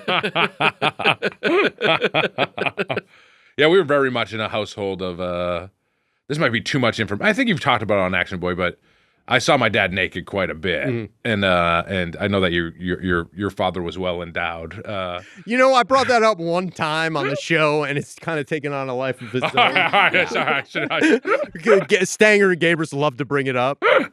But there was like, I think there's a generational thing of just like, Sure, yeah. I mean, yes, Yeah. I was always impressed when I saw my dad walking around. I definitely. And he was very openly like, is this weird to say? Would you ever, like, my dad would finish the shower and I'd get him behind him and he'd leave. Did anyone do that sort of? Is that No, weird? I mean, like we had one shower for a long time, and there That's what we had one shower in my house. Yeah, so it was specifically though my dad though, and I had like certainly when I was very little, I showered with my dad. I've seen my dad naked, and you know what? He's doing all right. But also, you are a kid. You're seeing a kid. Yeah. When you see your dad's adult dick as a 6-year-old boy, you're like, my dad has the biggest dick Yeah. in the world. it's Yes. a common phenomenon. Exactly, yeah, and it's kind of like good to have that just drilled into your brain. And it's a good thing for you dads out there. You might want to exactly. like imprint that on your kid that you know you are the alpha of the household. Right. chub up a little bit, and then just like accidentally leave the door unlocked while you're taking a piss. Oh no! Go to the gas station, get one of those extends pills. Get really load up. Maybe I don't know, drink a lot of water or whatever. It's also sad to me to think of like if I had a son and he saw it and just be like, just be like, I don't know. Kicks your ass like the next day. So it never gets hair? All right.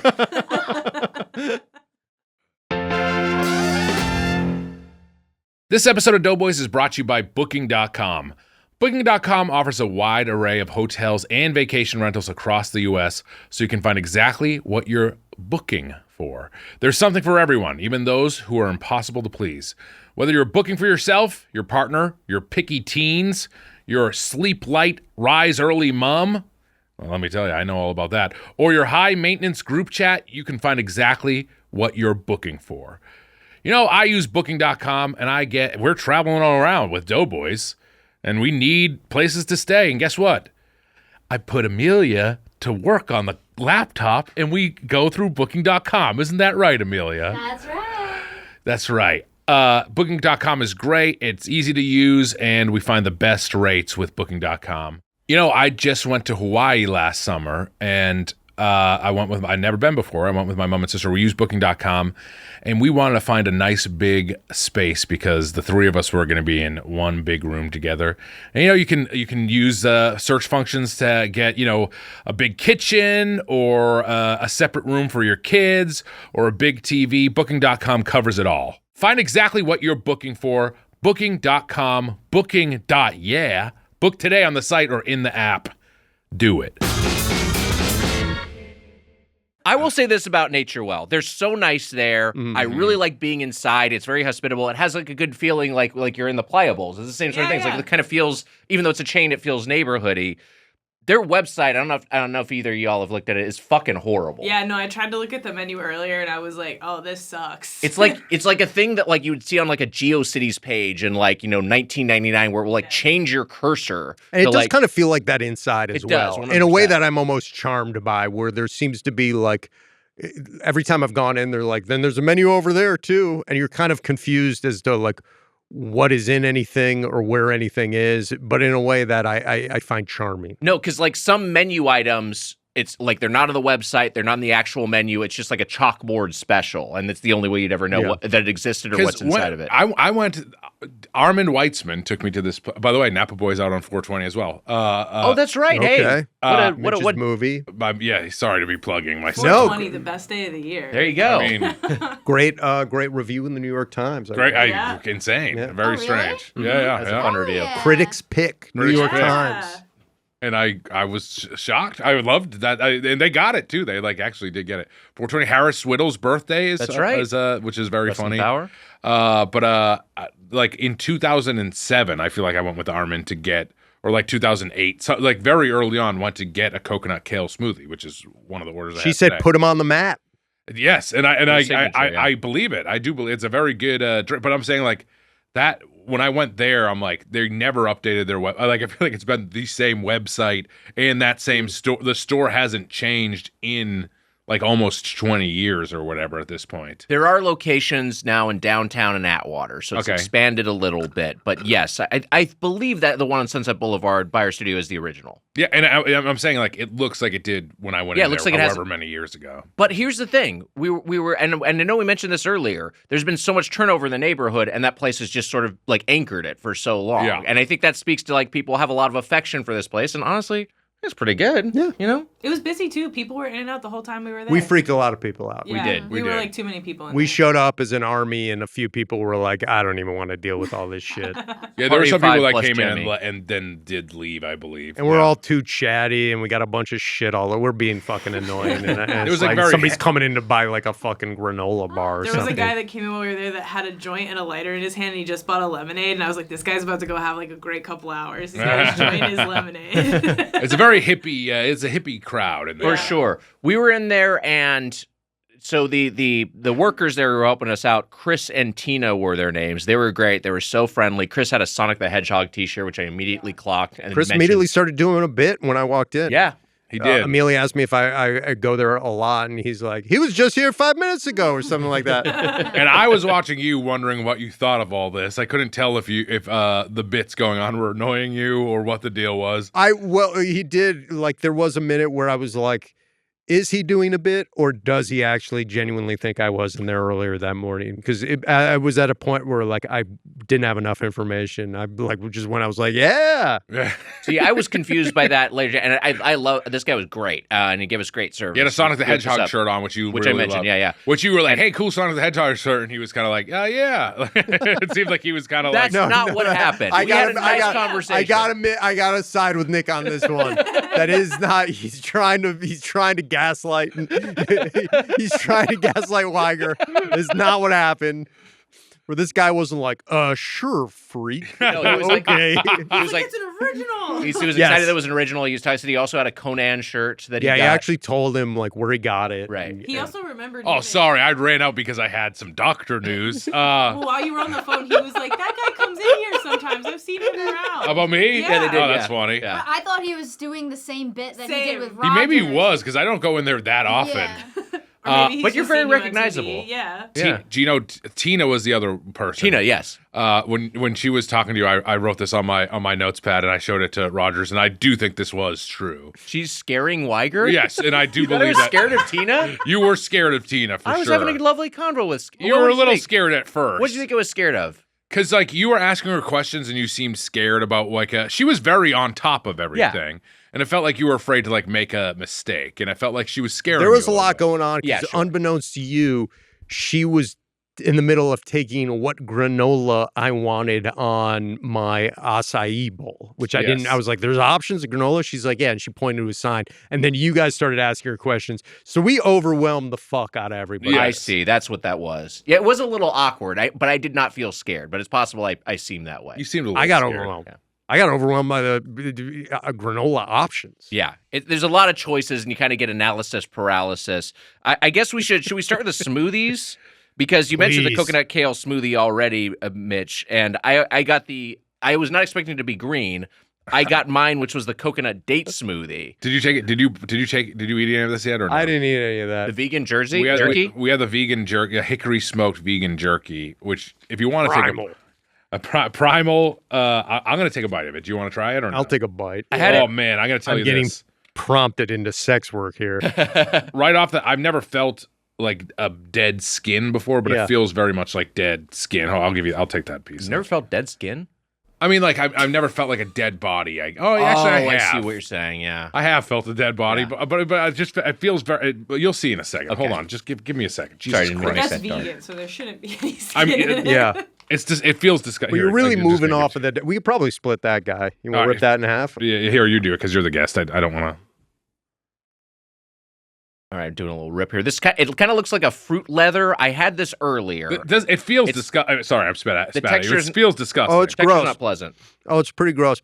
You know what it reminds me of? You know when you go into a haunted house and like one of those mazes at Universal or something, and they want to make it smell? Oh yeah, right. That is spot on. Yeah. Of like, oh wow, you're in Texas Chainsaw Massacre house. They put like this kind of flavor in there. Mm-hmm. I I'm totally curious how understand. many vegans are like, I miss eating jerky. I need a vegan jerky. It feels like jerky's so beef or like meat. No, Emma, This is you're disgusting, totally right. and I am mad Mitch made me eat it. I'm actually surprised. I thought it would be so much worse, but it is not good. Yeah. The consistency of it is maybe the worst thing of all. It just is. It feels and chews gross. Yeah, it's very cardboardy. Yeah. I will say what Emma just said was like what I was thinking even when we bought it, which is, hey, you know, like a lot of people are plant based. James Cameron's plant based. They do for all sorts of reasons.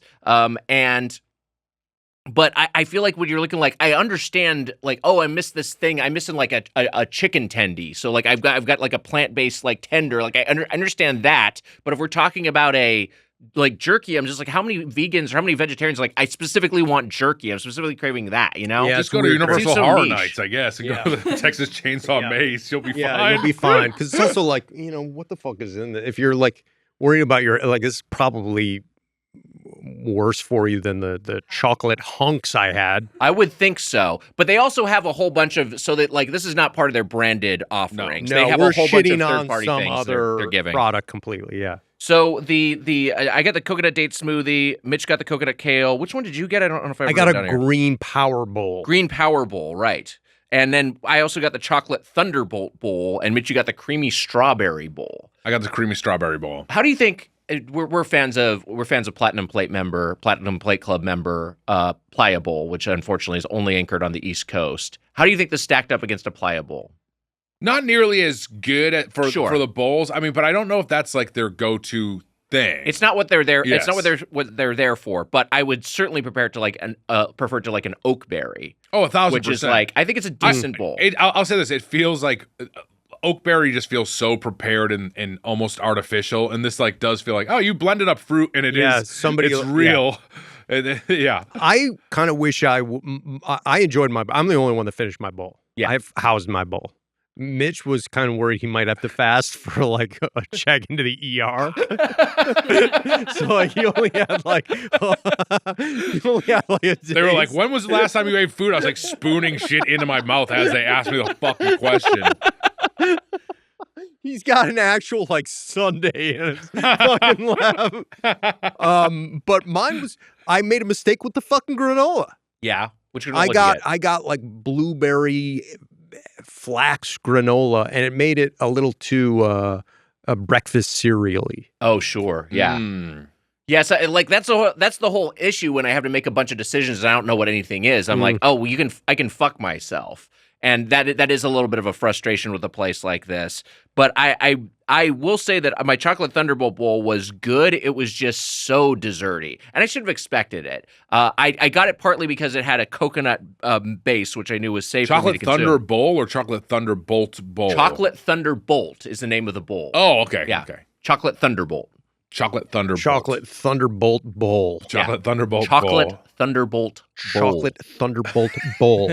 Red leather, yellow leather. Any noise, a noise, an oyster. Primal vegan jerky. Tina was warning you about that bowl a little bit. She was like, she was like, it's very chocolatey, and it was, and it was good, but it was just like, this is not a lunch. I should have tried it. I fucked up. No. I'm a chocoholic, man. Yeah. I would have liked it. Same. Here's one thing I will say about it is that it's like, it's chocolatey, but it's also like a cacao sort of thing. You know what I mean? It's like that it's got like cacao nibs were part of it, and then it's also, so that's like chocolate adjacent. It's not really chocolate. Sure. And then it also kind of had that more of like a dark chocolate / powdered cocoa mix sort of character to it, you know? I'm still cool with all this, yeah. Me too. I'm down with it. You know what I actually think is a better way to articulate it? It was like a Cocoa Puffs ice cream is kind of what it tasted like. Okay. Yeah. Still kind of down with that. I was down to the whole experience because it's also very hot day here. Very warm. Yes. Yeah. So having a nice cool bowl, real treat. No, I liked my bowl. It was just pretty indulgent. I loved my smoothie. The coconut date smoothie was delightful. Mitch, your coconut kale, I had a sip You of. just don't think you deserve it, or like there's some like weird stuff. Seems like you're working out some weird self-hate issues. It was a lot like having the smoothie and then also having the bowl is like it just still feels like a lot of sweet. You know what I mean? This bowl's too good for me. Yeah. I enjoyed it. Did you get the lavender bowl? Is that what you got? Or I got a green power bowl. Green power bowl. Okay, yeah. She gave me a little taste beforehand. I asked what it was, and it's acai with some random healthy shit like spirulina. Makes it healthy. Who knows what the fuck it's doing for me? Mine was like the most. Well, besides yours, mine was like fruit, but still you're having like a big strawberry cream bowl or whatever. Right. It was good. It was fine. I mean, like, I think that's not a thing that they do as well as some other places. But it is nice to, like, we're watching Tina and Chris prepare these and, like, just, hey, here's a whole banana. We're going to watch. Chop that up, sliced up. Put here's it on the top. Real strawberry. Like, all this shit is being made in real time. None of it's being pulled out of, like, you know, like a pre-sliced out of a fridge or something. Or out of a drawer. Yeah, 100%. They got their fucking, like, old fruit drawer that they're just scooping out, like, chunks of whatever. The primate monkey would be going nuts if it was in this place right there. He would be going crazy. Oh God, the amount of bananas they have is just incredible. So many bananas. You could have brought in any monkey you wanted, and they'd be happy for a couple of days, probably. Donkey Kong would think it's this famous banana horde. Yeah, Like, he was, I'm right at what are you home. doing in my house? He Yeah, would say if you exactly. walked in there. DK, you don't live here. This is a Naturewell. Yeah, oh, my DK. mistake. Didn't you think that the pool being like on a cliff was kind of like a little crazy? Overkill. It was a little too much. The edge of the pool was that you Yeah, fall but to your you know what? I death. believe that for some psycho rich guy. Yeah, Yeah, right. yeah, all I right, can, fair I enough. can get that. It's like an infinity pool. Yeah, for a crazy best-selling novelist. Is that what that guy is in Yeah. the movie? Jesus Christ. And he has like a multi-billion-dollar house, I guess. I guess those guys can be pretty rich. I went to I was in Hawaii once, and I met somebody who was like, she was like, we're staying right here. It used to be the guy who wrote Jurassic Park's house. I was like, Michael Crichton? And she was like, yeah, that's him. That's such a weird way to say Wow. to say the guy who wrote Jurassic World. Like most people, even some of the dumbest, I know Michael Crichton. I know, you could just say Michael Crichton. And it was like a really cool place, but it wasn't like, an infinity pool, weird like evil villain layer. that Sure, this yeah. guy- yeah. But was it also, by the way, were there high Were the arches? doors all like 7 feet tall? Yeah, that's the first thing I was wondering too. He was 6'10". Yeah, Big he was a dude. true Fucking huge. giant. Yeah. Michael Crichton should have hooped instead of writing novels. He's tall as fuck. Yeah. He should have. Yeah, he would have I probably also a flat earther like Kyrie. He was. he did get into bad. going. He was getting into bad. Weird conspiracy stuff. Did you ever see the thing where like he was like had some either climate scientist or climate reporter that was going after him, and so he wrote a character into his next book named after the guy, and he made him a pedophile. It was like the most petty thing. Yeah, Crichton famously did not believe that global warming was happening. Right. He called it bad science. Yeah. And got invited to the White House solely because he was the closest thing George W. Bush could find to a scientist who didn't believe in global warming. Just this fucking mass market paperback writer who like everybody fucking is like, he's legit because he has like a medical degree. Imagine he how pulled an huge Elon he'd be Musk if on he was that. still He alive. called the guy a pedophile that he disagreed with. Yeah. That's fucking insane. No, he would have thrived in the MAGA era. Yeah. He was like totally built for that. Yeah.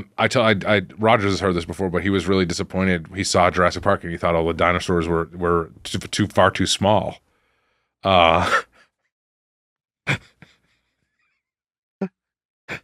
Oh boy, because he's tall. Because he's a tall man. He's a big guy. And so in his conception of this book that he's writing, in his mind's eye, This might be my last he's episode. picturing much taller dinosaurs. And then he's Did like, we not laugh hard enough? Like, is this your swan song episode? I'm towering over this Diplodon. Like, what are we doing here? It was when I did it to Rogers, it was spur of the moment, and it was funny. That was good of a prepared joke. Wait, you were saying it again? You'd already said that before? Yeah, I said It felt fresh. It felt fresh. It definitely didn't leave a mark on me the first time around. Paul Rust loved it. We said it was at Ye Rustic. Okay, yeah, at the bar, I remember. Oh, should we get these? Hey, speaking of which, that reminds me of wings, Ye Rustic, and I wanted to hear your wing take. We have one of our employees, Fish. I think he would be upset if we said he was an employee, but one of our Discord mods. One of our Okay. Discord mods Great is he's moved to Buffalo and he's a big wing fan. But do you have a favorite of I know Anchor Bar is like the famous one, but then everyone says Anchor Bar sucks. I don't think Anchor Bar sucks. I think their wings are good. So Yeah. I'm pro Anchor Bar, especially since it is like actually in the city. The other big like wings place is Duff's, like that people bring up, but like Duff's is way out in the suburbs. I never went to Duff's like the whole time I grew up in Buffalo. The like place like Fish said he loved was Bar Bill. Oh right, You he know likes Bar Bill. There's a couple of them around, I think. yeah, that's kind of after my time. Like you also have to factor in like I haven't lived in Buffalo in like 25 years. Fair. Yeah. So it's or longer. But I think Anchor Bar is good. Just Pizza I always thought had good wings. I just want to say, Jeremy's giving me a Brentwood hello. Oh, come on. She's pure innocence. She's cleaning her paws. She was licking a little bit of her own paws, but also like some of the runoff was going on in Mitch's hand. Yeah. Cute as hell. It is I She always does like that all the time. getting wings from Just Pizza because I like the irony of the place called Just Pizza. Right. And getting the wings there. That always kind of mildly tickled me. Yeah, I that's like fun. that. But yeah, I'm not up. I'm not a great resource, unfortunately. I'm Okay, a better fair. resource for Buffalo nostalgia rather than up-to-date recommendations. We want to do a wing tour there at some point. but- Oh yeah, you should. I mean, there's a lot of good. The fun thing about Buffalo, as far as food goes, is the franchises didn't necessarily make headway into the city like they did a lot of, because Buffalo's a small city, so they have their own version of a lot of things. Like they Yeah. have their own. They have Mighty Taco. They don't Okay, have yeah. Taco Bell. Yeah. Like it's just like a franchise there. There's a lot of places with a ton of locations just in the Buffalo area, and that's pretty fun. I love that. It does. If Buffalo does feel like we've talked about how there's like the monoculture throughout the world, and I'm like Buffalo does feel like its own place when you were there a lot of the time. It did. Is that going They away did. too? It's slowly getting chipped away. They had their own convenience store brand called Wilson Farms, Yeah, and that finally got bought out by 7-Eleven, which was heartbreaking. that sucks. Like I loved like getting like a Wilson Farms brand like tub of ice cream or whatever. Like it was fun to have that sort of local brand. Shots. You know what I always loved about Amelia's is bringing in our face melter shots and all, as well as Mitch's immunity shot. What I always love about I can do that. I was saving that for later. I mean, we can refridge that. What I like, I love seeing when like there's like a Buffalo like tailgating, like Bill's Mafia tailgating thing, and it's like a dude in a Thurman Thomas jersey being like powerbombed through a flaming table. Like that shit's great. What a delight. Yeah, and I like that. Like Andre Reed still has a house around there. Yeah. And like all those guys still, like Jim Kelly still got a place around there. Once I get it. If I was an ex-athlete, I would still, people treat you like, sports is very important to people. Right. They treat you like a true celebrity, and you probably live pretty nice. I mean, 100%. you just have to deal with like a lot of snow in the wintertime, which I think gets blown out of proportion a little bit. So, But it is pretty cold. I was up there. Sure. I mean, it's Yeah. I can't tolerate cold, but I also grew up out here. So we got these face melters are ginger, cayenne pepper, and oil of oregano. We were like, oh, this will be great content. And Mitch, you kind of prepared us for an anticlimax. These aren't necessarily going to. They're melt not. our It's not face. going to be like Raiders of the Lost Ark, and your face isn't going to melt off. That's Right. all. It's a very. It's. I mean, there is Marion, cayenne in look away. there. The cayenne is a. Okay, It's Amelia's smoky. going in. Ginger can be You're spicy you're too. sipping. I'm sipping. Okay, classy. Are we gonna shoot this, Mitch? What's the, Are you okay? Wrong pipe. Wrong pipe. Oh yeah, ginger down the wrong pipe. That hurts. I got a litter robot, and it really tracks the cat's shitting now. Okay. And this is your toast. you got a push notification. Yeah, that sorry, this is my toast. you get a push notification that Irma took a big shit. Like I what's mean, going you on? can do that if you want. You can get are you okay back there? Yeah. Are you Wrong sure? pipe. She took it down the wrong pipe. It's bad down my trachea. I'm sorry. Jesus. Spicy down the See, wrong pipe. Mitch is, set like, us the up. worst thing. This is a setup, Mitch. Are you sure you had a face melter last time? Amelia's in bad shape. Amelia's face is actively melting I'm off. actually crying. She's gone full fucking is- Raiders of the Lost Ark. It is spicy. I don't want to say that it's not. It is Okay. spicy. Are you guys sipping or shooting? I'll shoot. I'm gonna I'll shoot. Shoot it, because if you Cheers. shoot, you'll. You'll do Cheers. that. Cheers. Emma's doing it bottoms too. Cheers. Oh yeah, up. Woo-wee. Ooh, You baby. get what I'm saying, though. It's not like I feel alive. that'll make your bull run. they make the pool run. That'll make your bull run. Oh, You were talking about John Waters earlier. That's a John Waters line in The Simpsons. Sorry. Yeah. Make your bull run. I'm ready for a fucking. Where does OJ live? Brentwood. Brentwood. Fuck, man, my face, my brain melted. Yeah, fuck. Here's what I'll say about this. I like the ginger and cayenne combo. You doing all right, Amelia? Yeah, I'm good. I like the ginger and cayenne combo. The oil of oregano lingers with an oregano aftertaste that I feel like agree is with kind that. of a mouth coating in an unpleasant way. Yeah. I'd rather I have don't- a ginger aftertaste, I think. I concur. I used to just do a face melter when I thought I was getting sick, which is already like too late to do anything anyways. But like, based on the phone call you got earlier. Sorry. I do like how I do immediately. He's like, that other one's for later. That's actually not part of the show. that's why I'm praying to God that saved my life somehow. Mitch is preserving the STI shield shot for later. I'm gonna be all right. It's gonna You're be gonna fine. be great. Mm-hmm. Just dip the head of your dick in that. You're gonna be A-okay. Also, you really pushed to move the episode. He's like, "You good to go?" I was like, "Yeah." I was not pushing. We were making sure you're okay. We're Oh all no, I'm Yeah. saying you should push more to cancel, you piece of shit. You're fine to record, right? You're fine. You just got a scary phone The call. doctor Everything's lit- not going your you way. Right before we recorded, I would be like, I'd actually be pretty freaked out by that. Did you feel like I didn't give you enough of a chance? I feel like I was trying to make I felt like there was a little bit in your delivery that was like, "This needs to get done today," and I agree with you. It does need to get done today. It's certainly. I'm glad we're getting it done today because I'm having a lot of fun. I think. Oh yeah, that too. But yes, the face Mitch got a melter's whatever. sweaty phone call from his doctor. It was just like, yeah, you don't have to like move much during this podcasting, right?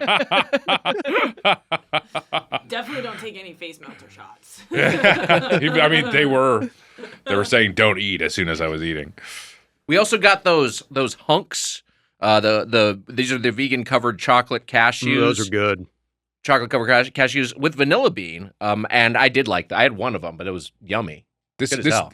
They give these out on JetBlue if you fly Mint. That's what I know. That's what it is. Mint is their fly first Mint. class. Yeah. You get a fly Mint, and at the end they give you like a bag of hunks, Ironic which that are it's- very, very good. Well, you would think they would give mint. Yeah, that's what I right? was going to say. Ironic there's not a mint. Yeah. There is a thing called. I used to be so about I had a JetBlue card, and now I might go back to JetBlue because Delta has actually gotten so fucking insane. Delta flights are so fucking crazy now. There's no good options. Who just Delta is outlawed headphones? United. United. That United really, outlawed. Wait, what? They Outlawed outlawed headphones? headphones? or they outlawed people not having headphones. yeah, they sorry, should've done that sorry. a long They'll Yeah, kick you off the plane if you watch something on your device without headphones. I think that As was they should. brilliant PR. I do move. like that. That's good. I like that a lot. They should do that. It's kind of like it's the similar psychopath thing to someone talking during a movie or whatever, like Yeah. using your phone. Yeah. During Yeah, a you movie. got to actually be out of your mind. But they Yeah. can't enforce that midair, right? Sure they can. Yeah, you can. They could take. They got a new door. a kid, a child who's just looking at his phone. I just forgot my headphones. I'm sure you get like a warning or something. Yeah, I wonder. I've Falls heard into 'cause- Bill Clinton's lap. All right. Hey, it's my lucky day. I was talking to my therapist because I get very claustrophobic on flights, and we're traveling a lot. And I was like, sometimes she was like, I know this that professionally that generally if you are having a panic attack on a plane, they will recognize it and they will not land the plane. So like just be ready for that if that happens. I was like, oh, that's interesting. Wait, they won't land the Yeah, because they plane? know the difference between they can clock like, oh, this is an anxiety attack Oh, versus a true like, oh, like this a person true is an medical actual. emergency. Yeah, exactly. I yeah. mean, it is a medical emergency, but like, But, I like mean, you won't die if we don't land the plane. exactly Yeah. right. It's not potentially critical, which or lethal, which I did not find reassuring, but it's good to know. The plane lands and you're like mummified corpse. Like, oh shit, you're wrong. That guy fucking. And they're just not. It was where you're supposed to land. They just were like, no, we gotta let you work this out in the air. And does anything we missed? I feel like someone got a protein. Oh wait, Emma and Amila, what did you all get? I got a strawberry coconut smoothie. It's delicious. I still have a little. Oh, bit yeah, left, I had but that it's great, before. For you? yes. Yeah. I got a build your own juice. I got beet, carrot. I was overhearing this conversation going on, and there was a long Picking it list up? of things. Yeah, there was. Well, there's so many juice options, and then you can like add and remove stuff, and that's what you were doing. Yeah, so And I then was it like- you were at this mulling point- over turmeric by the time I got over to you. Yes. Did you get to? Go ahead. I did beet, carrot, turmeric, and lemon. It was delicious. I drank, drank the whole thing. in, like, and- She chugged it and then had like a little like it was kind of like right after vampire drinks in the movies where she had just one bead of red liquid and just like a kind of outline of red lips of like, okay, she just fucking Your tongue was a Feasted crazy on color. someone. Yeah. Yeah. It's a good look Careful for of you. red turds tonight, just so you know. yeah, careful remind of red yourself. turds. I always have red turds anyway. But if someone in Wait, here what? was going to be a Twilight, I think you'd be like the best candidate. You kind of have that Twilight look. Yeah, I have a What are you Very- talking about? very Why? pale. Oh, Yeah. you think she looks very pale? That's No, what I'm that- saying Yeah, like from the because Twilight you were books, having they're the all pale. vampire. We were talking about how it seems like she has some sort of Dracula quality while she was. I mean, like I was just gonna say, I think you can't do be in all the right. sun, I'm nocturnal. I don't think like I could be- garlic. you think you'd be a Twilight? Hello, teens. I'm now. Hey, I'm a vamp like you kids. Let's play some baseball. Let's get to our final thoughts on Naturewell. Roger's doing the show before Oh, we'll each wait, go. Yeah. sorry. Did we talk about the Nature's Protein coffee? We didn't talk about Oh, we Nature. Thank didn't. you so much for the catch. Yeah. Thank you. It was good. It was was good. good. I think it was better Amelia, than we it all was expected it to be. It was good. This Mitch, was a cold brew that was pre-made. Yes. Yes. Mitch was in the throes of having a health crisis, so like he didn't enjoy the coffee. I think as much as we did. Amelia very politely poured out a little bit for all of us to try, and Mitch's was just there while he was like Pacing? getting told he only had 5 hours left to live. You're gonna be fine. You're gonna be Yes, great. we hope so. I mean, there's no other way I would deal with it besides like this. So it's right. what else am I supposed to do? Yeah. It'll be fine. Yeah. I'll just my inflammatory numbers were high. I have to get a CT scan. I'll just tell people that it's probably fine. Gonna be Probably fine. Look, is a But chance you- it's something bad too? Yeah, there is always Well, let's that get chance. to the important stuff. The coffee was good. I need to tell them now because I feel like they're going to get so scared. I mean, and I think it's a very. This will also be out like we're basically recording 2 weeks in advance. Yes. So. We'll If update you on are Twitter. dead, Yeah, if you are dead, we'll have a separate intro. look at our Twitter or Blue Sky feed today, and if it says Mitch is dead, then Yeah. you know that If it was we're not turned. in Tampa tonight. Yes, You know yeah. what There you go. happened. Yeah. If the image for this episode is Nick and I in black suits, then yeah, like shit went sideways, but I think you're gonna be fine. And they were trying to get me in for a CT scan today, the day I found out the news, which also was scaring me. And they were They like, also know you're leaving town. They know I'm leaving town, but I was like, they're like, you can't eat for 4 hours. Like as I was taking a bite of my smoothie bowl. I And then- commend your relationship with your doctor. Yeah. The fact that they know so much about your life is I mean, his number one thing is like, you need to stop doing the show. It's like We can make some changes. We We've need talked to- about we it. need to Come make- on, we we're need to doing- make we're some- doing we- it. we need to We've make got some juices, changes. You We- got you're having jerky. two. First of all, we don't have to do 2 hours of a podcast, which is just this is the podcast foible, which we all have fallen into, which is the episodes go longer, and then you think you have to go longer. No. A nice 90 minutes is great. An hour podcast? Should we stop the show? Is that what you're saying? Why not?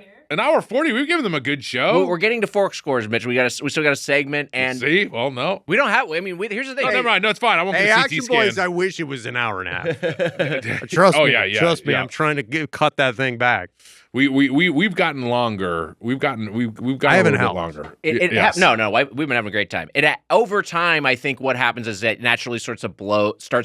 You get a little bit looser with the format, but then also you have this. And then for Nick and I, we're like, we got to be funny. We have to say something funny, and then it's just 3 hours of us trying to get to something Keep going. funny. Right, Something yeah, funny. yeah. We had like 2 funny moments in this episode. Yeah. So, but The Michael Crichton tall Diner That Frugen joke that short was thing. really That was good. big, That'll yeah. be Emma. We got that marked as a clip. We can clip that one. Yeah. So but also An like in there's memoriam clip. Yeah, we can do just a kind of in memoriam Mitch and piece together all your jokes from this episode. and then one shot of you and Tomorrow War with a gun.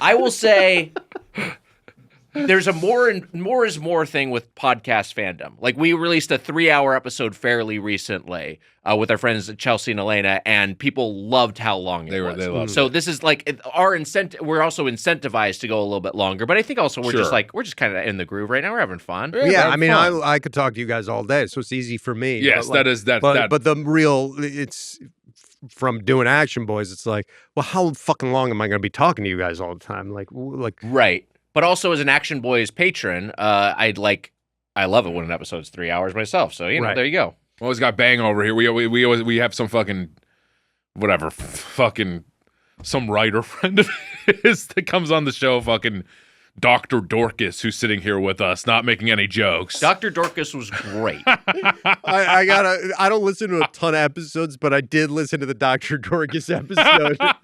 And like he had a lot of really good information about fucking chicken nuggets. He was really he'd done a lot of research. I was a staff writer with Weiger 15 years ago. I'm like, all right, this is gonna be a fucking awesome episode.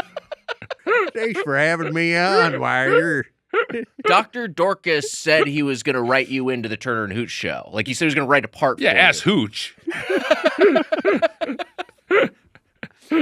Hooch's stunt double is named Beasley, by the way, for all you people wondering.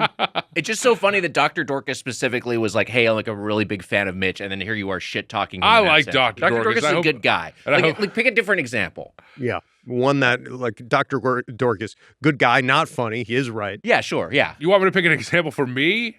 No. Oh, okay. Say someone else. Say someone other than Dr. Dorcas in the future. You know? Mr. Dorcas was a rough episode. Mr. Dorcas was rough.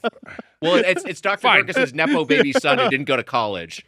Pretty rough Mark episode. was pretty rough. Dewston was rough, yeah. And also, just to throw out a real name, Matt Kowalik. Kowalik's always a challenge. Unless we put a Noid suit on him and let him sing a song. then everything's hunky-dory. Yeah. You put him in a Noid suit, send him to jail to meet that guy. That guy whose name is like fucking Aaron Noid or whatever. Are you Jeffrey Epstein? Strangles him with a bedsheet.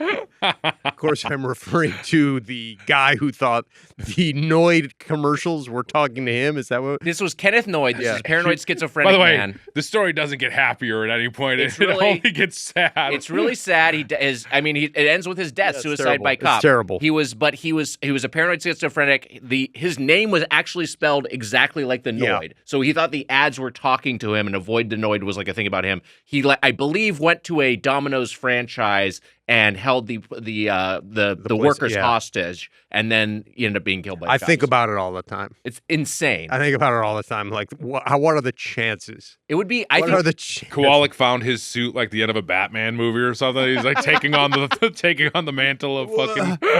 But I mean, like, it's one of those things where if brands didn't have veto power over it, it would be like a really interesting movie. But there's no way Domino's would ever sign off on something like that. Oh man, I don't know. Oh well, yeah, I guess it's why would they? Too Why dark would they on associate their, the symbology of the Noid and the Domino's But can you just brand with make this? your own, like the Jester or whatever? It would have to be a fictionalized version, but I think it's less just doesn't have interesting. the same. It doesn't have the same impact. You want that BlackBerry sort of vibe when you do. You know what Yeah, I'm saying? right. You want that. You want the to actual know. branding. The actual brand. Yeah. Want more Doughboys? Check out the Doughscored, our Discord server. Get access to that and the Doughboys Double over at patreon.com/doughboys. All right, let's get to our final thoughts. Rodgers, you know the podcast before. We'll go around. We'll go over our closing argument, if you will, and then give that a fork score from 0 to 5 forks. You're a veteran of Naturewell. What is your fork score? Naturewell, staple of the neighborhood. Really happy it's here. I'm gonna give it a high score because I'm a homer. I'm gonna give it 4 forks. 4 forks, very solid score. This to me should be a sip score, and I'll say this because one, it's a bowl place. A fork never works in a bowl, really, for one of these things. But also, I don't think that's what they do here. What do you want to change it to? Straws? I think a straw score is a better. Okay. So 1 fork equals 1 straw.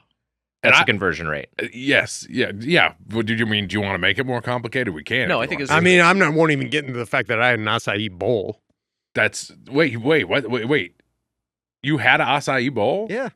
Oh, right, you did. I'm sorry. It was greens was the base. Yeah, it was the flavor was the green power bowl, but it was under the acai section. It's acai Which I'm just bringing it up because I didn't have it with a straw. Okay, if you want to fucking play hardball here. No, I also use a spoon to eat my bowl, so I don't think it has to be. So straw. should we get maybe we make it spoons? Is there a straw and also a spoon? They don't have that, do they? That's a like a spork, but for a straw. Like They those do little- have like those. those old slushy straws. Yeah, that had slushy. little spoons at the bottom. Yeah, maybe Strewn? Blizzards had that. Yeah. Strewn. Let's go with strewn. All right. How many strewn? All right, so 4 strews for you. I think that this is. I mean, I think it's one of the best things going on all of Silver Lake here, right? As far as like As far as enhancing the neighborhood, certainly better than the Headgum Podcast Network. Mm-hmm. Yeah. Just kind of a blight. Yeah, every once in a while, like you'll see maybe somebody painted on the side of the building, but odds are no. All the locals are like, "Hey, can we replace the Headgum Studios with a burned out husk? Might be less of an eyesore." Naturewell just seeing businesses rising and falling, and that will happen soon for Headgum as well. Yeah, but, it's time will come sooner rather than later. But I think for what it's trying to do, which is I think it does remarkably well. I mean, like the kale coconut smoothie, which put them on the map, is fucking great. Hey, we had the time of our fucking lives. Great We time. had a great. I mean, there were some other things that were it wasn't the happiest day of my life. Yeah, some bad news was dispensed. Can I to certain but members think of the about podcast. but let's frame it this Yeah. way. Imagine you were in a Habit like burger place where you got that news instead of like a juice place. I am much happier that I was in a juice place and I didn't have to go back and eat a burger. So that is there are huge. If you had a fucking like big ass burger in your mouth when it was like, hey, have you eaten anything recently? Yeah. Instead of a spoonful of a pitaya bowl, you're taking a bite of a patty melt just as you get that phone call. You'd be a lot more anxious. I am happier that I had the juice. I'm not going to go below 4 forks. 4 strews. I'm going to say I think I'm going to go 4 strews. I'm going to do hand holding. I'm going to go 4 strews exactly. Yeah, this is a pretty easy verdict for me. We didn't talk about you had an incident with your dog Jane at Naturewell. I'm not sure if you want to get into that at all. Yeah, no, that was they have tables outside, and I mean, I'll try to keep it brief. My dog is very sensitive in my reactions to people. I think she's not friendly. Right. Last night I went out to dinner and I said, "Hey, look at this serial killer walking by," because like a weirdo was walking by, and those were my words exactly. And my dog lost her shit on this guy. She took me seriously. Good girl. So like 9 times out of 10, she's right to be mad. But some guy walked in and she bit him. This is the only time she's ever He bit. tried to pet her, right? This is the only time she's ever bit a stranger. And then we had to like exchange numbers and stuff. Oh man. And then I even like, Did you have that guy put down? well, I did feel bad for him because like I got his information. Of course, I like Googled it and he was like on his mom's phone plan and stuff. And like, Right. so he was, I was worried this guy was going to sue me. And I took like a whole like kind of synopsis of the incident of like, He just got nipped, right? He was being, and he was worried my dog gave him like rabies or stuff. My fucking 19. He's gonna go primate on Well, we know if we see him again to just get into a pool, we'll be fine. This is a pretty easy verdict for me. I really like Naturewell. Chris and Tina were delightful. Just great customer service. We gave them a big order. We maybe felt more overwhelmed than they did. They handled it all very You were capably. slightly scared of her, yeah. I was a little scared. I'll admit it. They were very capable in terms of getting it all handled logistically. And they also were just like very kind. They weren't like there wasn't a hint of exasperation. I'm not sure if they like their jobs, but it certainly seemed like they. You know what? I'll say this: the only one in the store who looked a little nervous, me. Yeah, they seem to pick up on your energy.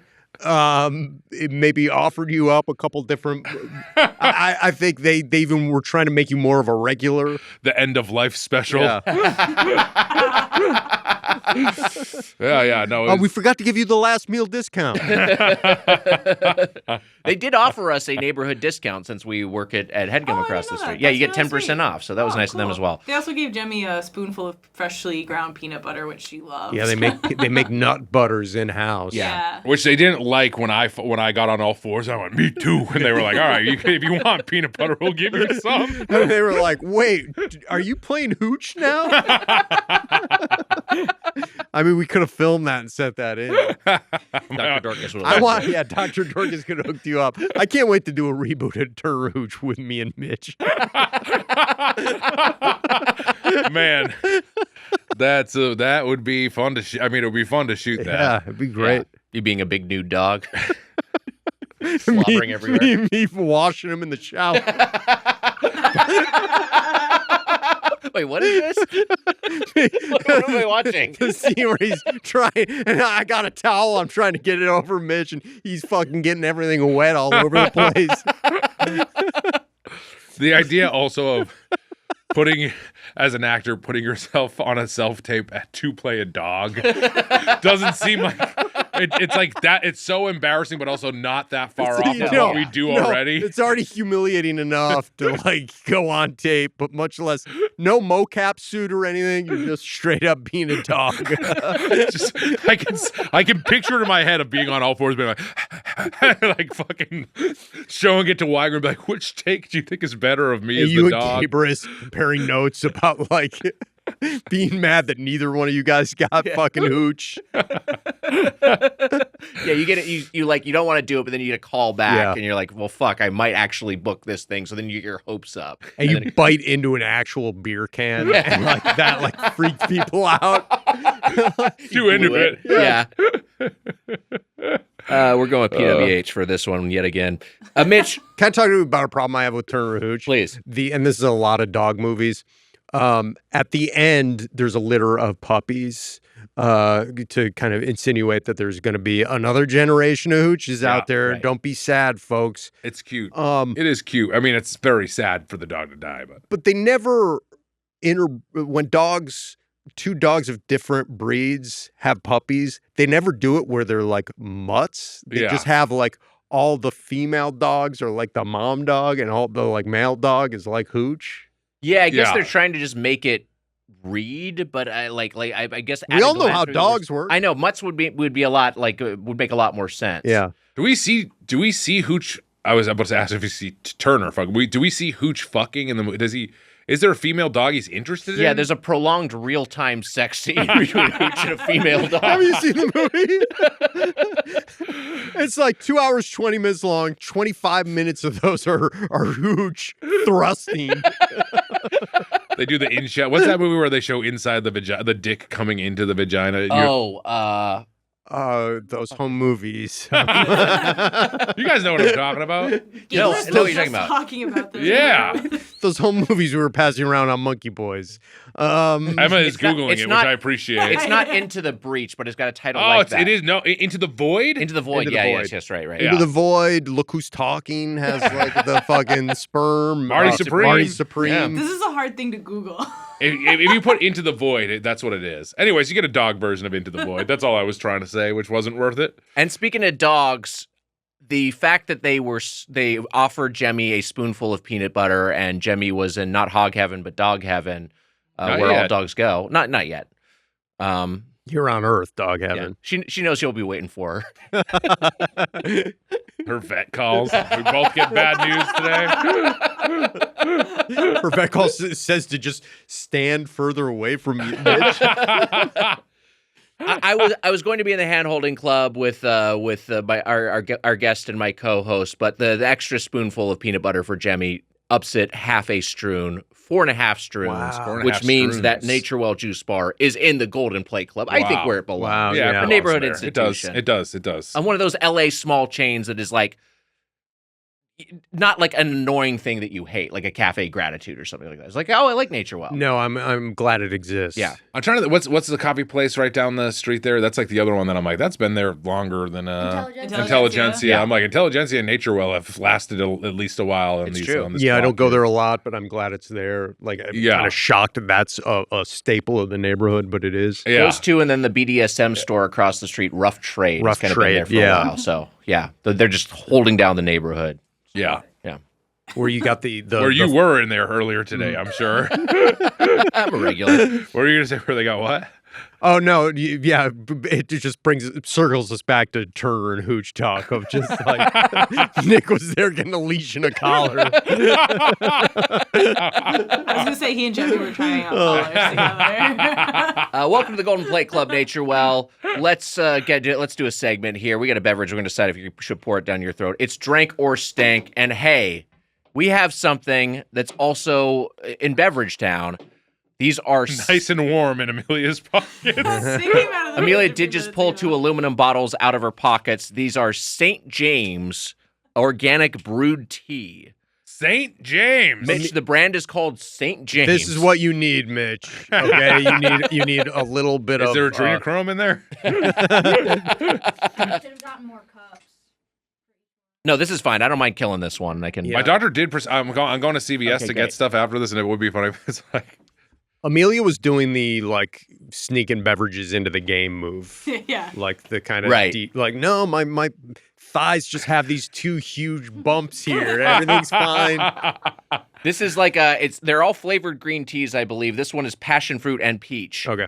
And I'll read a little bit of copy here. Maverick entrepreneur John M. Farolito co-founded Arizona Iced Tea at a time when soda was king and sugary drinks were a given. 30 years later, in 2022, he reinvented the category again with the launch of St. James Iced Tea. They got a bad timing on the name. Really bad timing on the name. Represented a new era in all-natural organic tea. The namesake honors not the island, Mitch, but Father James Haggerty, Oh, a see? Brooklyn-based priest who encouraged Farolito early in his career, giving him the confidence and community to make his dreams a reality. Imagine calling yourself a maverick on your own product. Yeah, I know. Yeah, right. But it is interesting. Like, there's the Arizona guy, and he's like, hey, I got something new. There's a chance that my doctor prescribed me adrenochrome I got to go to CVS and see what the medications are. There is a chance that I got I hope I got adrenochrome. If it worked, would you? I mean, do you? Does You're trying to talk yourself into doing adrenochrome.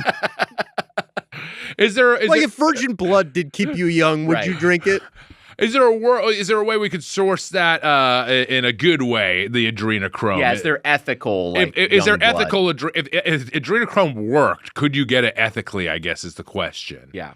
And I mean, like, if it could save your life, the children's blood, if it was ethical, they weren't ethical. killed. There would If certainly if you caught the kids when they died from natural causes, drain them. There would certainly be plenty of like stage parents, like that type of person who's just looking to monetize their kid, who like draining their kid. kid every single day. I'm sure. Yeah, sadly. Right. Bottoms up on the passion fruit and peach. This is the first one. According to the internet, they can synthesize adrenochrome in a lab. So. Okay. Not the same. Yeah, it's like beyond. It's like beyond meat. Yeah. You want the real? Don't you want take the my real thing? adrenochrome, okay? Government, let me have it the old-fashioned way. Mama, don't take my adrenochrome away. This is only 25 calories per bottle. That's the serving size, and it's lightly sweetened. I don't mind this. How much sugar are we talking? Well, here's the issue. It does have 4 grams of sugar, so That's not it's so bad. That's yeah, not that it's not bad. terrible, Well, but and it's if like it's got fruit in it, it might be Yeah. natural sugars. yeah, I'm not sure. Organic stevia is part of it, and there is organic cane sugar added, but part of it is It's not bad. it's not bad. It's not bad. It still tastes a little too sweet for me. Yeah. Oh, yeah. Oh, wow. I go Yeah. a little less sweet. But it reminds me of like old fashioned Snapple a little bit. Yeah, Yeah. it's certainly not like as cloyingly sweet as like an Arizona, which this guy founded, I guess. Does it bring you back to the island, Wags? Yeah, kind of so many memories. You said the thing of Bill Clinton looking at it was Bill Clinton like in court, and they were showing him like old pictures of like him with Epstein, and he's just looking at him and like just like laughing and smiling, just happily recalling everything. And his lawyer had to be like, "All right, take it easy." Oh yeah, good party. My favorite response so far has been Woody Allen being like, "I'm still friends with him." Just be like, still? Wait, he's alive? He's in Israel playing Fortnite. Everyone knows this. All right, so this next flavor is pineapple and mango. Here we go. And the copy on this one is named after the island. Hey, maybe we got 2 different brands. This one is sweeter, but I actually like this one more. Interesting. I Yeah. think mango just does such a good job of masking so much, like the taste of mango masks out whatever stevia shit is in there. Like it tastes decent to me. I don't know. Here's one of my issues. I don't necessarily love like a sweet beverage like this. Like a sweet tea, I'd rather have an unflavored tea. I'd rather have a plain iced tea. And this is the kind of thing where I'm having this versus like I'm just thinking of like an iced green tea with no sweetener. I'm probably enjoying that. Yeah, me too. But I think this is well done. This is making me think like, fuck, I forgot to tell them not to put sweetener in there. Right. That's fair. Then the other sensation I'm having are flashbacks to being a kid where I would take an Arizona or something like that and fill it with vodka and like get fucked up with my friends. Like this kind of has that taste to it. I think there was a mango Arizona that we used to specifically get to put vodka in. Yeah. And I like can't drink it anymore. This is taking me ruined back it. to that place where I'm like, oh, God, I'm about to be too fucked up on the beach. What a time to be alive. The 90s?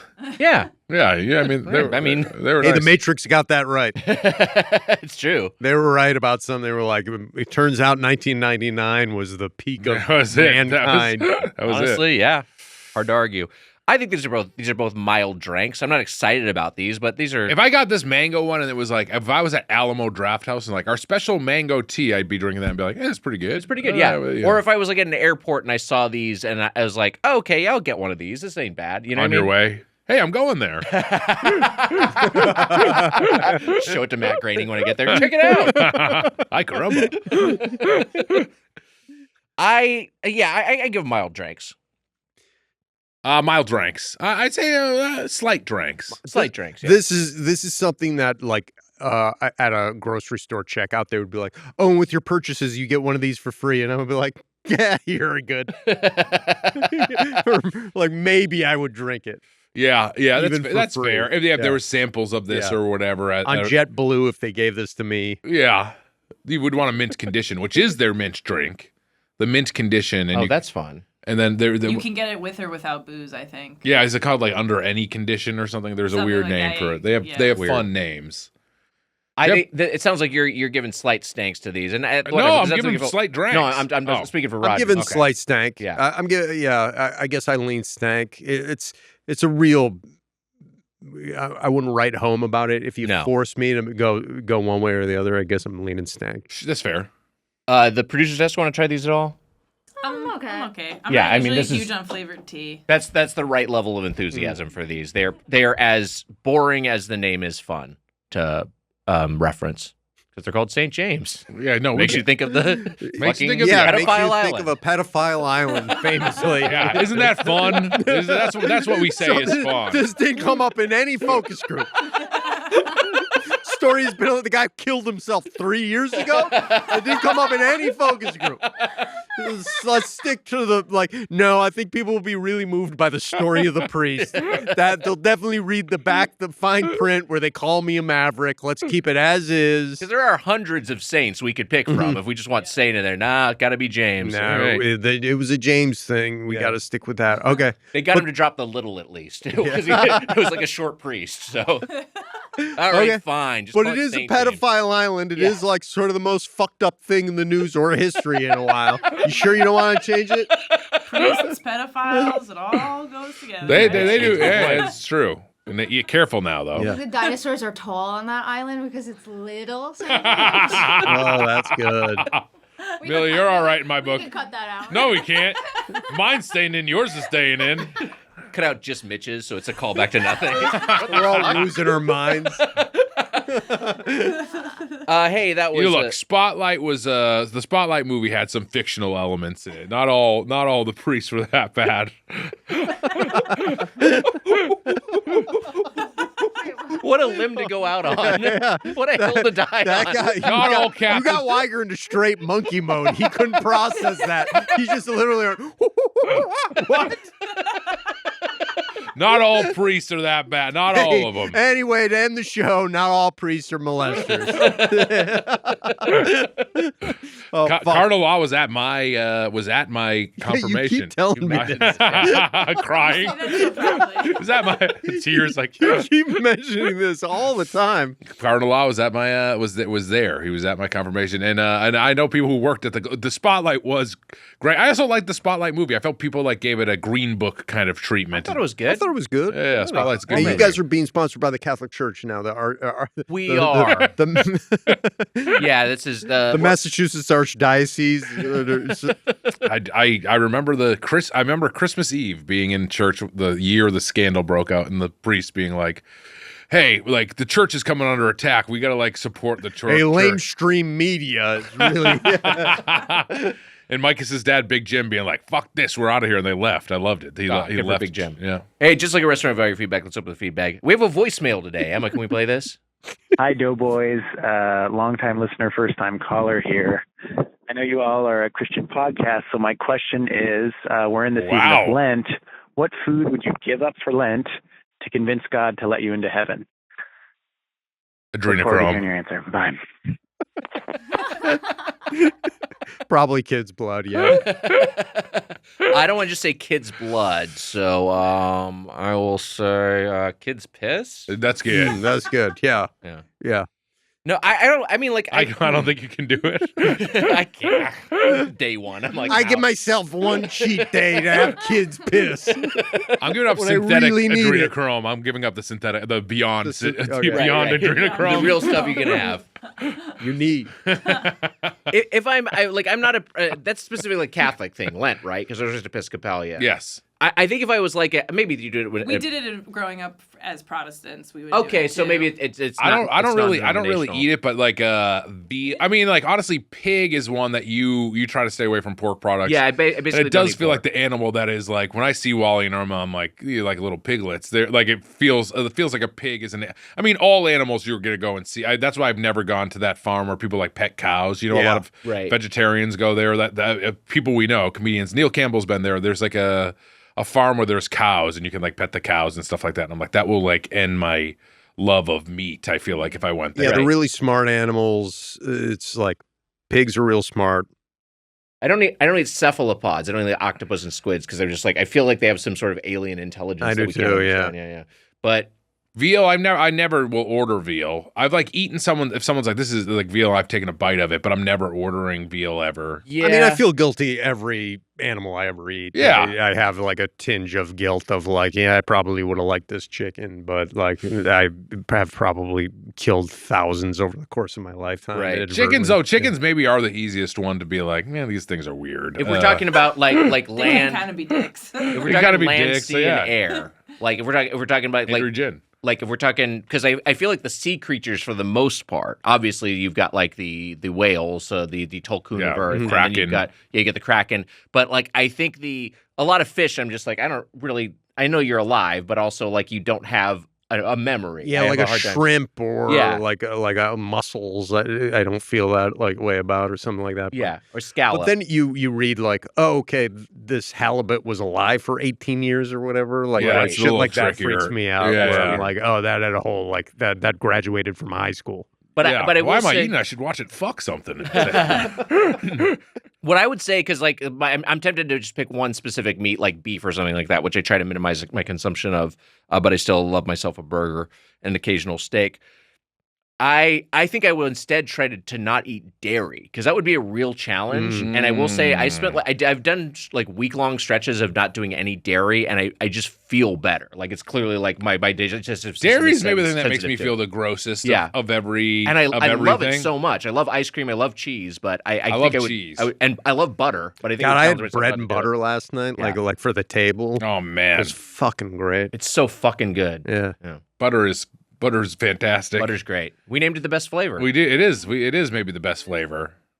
We used to, growing up, we used to give up desserts, like just sweets and stuff. And then on Easter, my mom would let us have ice cream for breakfast before we that's- went to church. That's fun. That's fun. I like that. We didn't do the meat stuff. I think that's too hard. So to kind of a feed kids dangerous without combo it. for your mom to give I ice think cream they to really kids here have before some church. ice cream and then they stick us in Sunday school and they're like, their problem. Oh yeah. I've told this anecdote before because you're talking about Easter candy. I was staying at my friend Ryan's house. I was sleeping over, and it just happened to be the Saturday before Easter Sunday.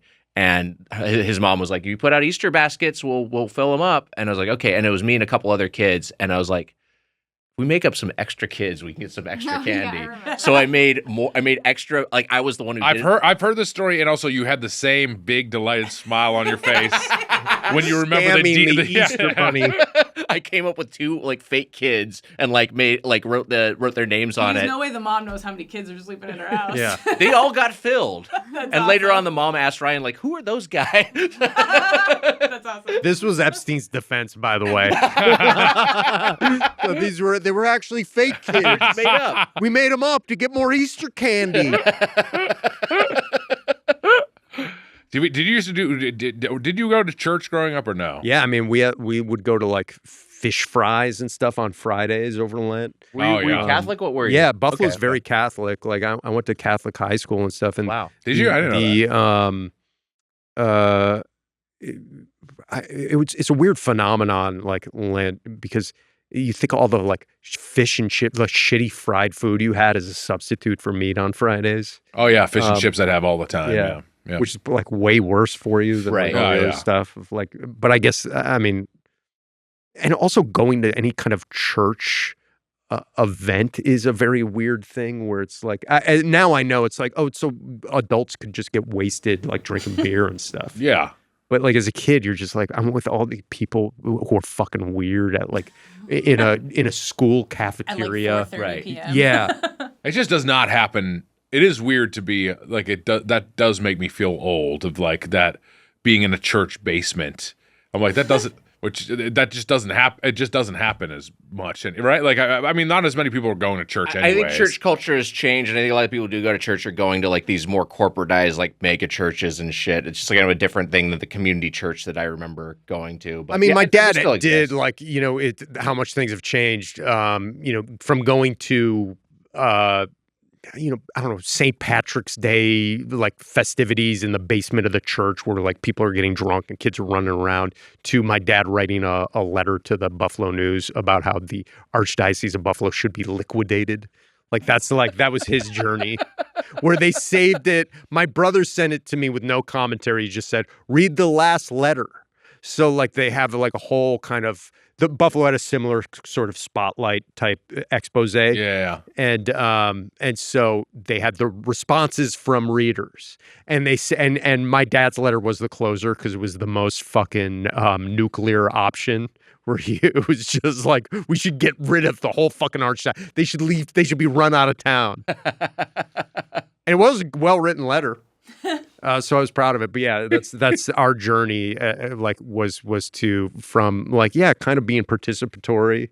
Wow. To now non-existent. Yeah, it was like in like elementary school. It was every Sunday, and then they would have. Did you have the room in the church that was like for kids? You know what I'm talking about? Like it was like the loud room. You know what I'm talking about? Yeah, it was for, great. like the little kids. Yeah. Yeah. And Mitch, what is your answer? You're just going to say some sort of meat?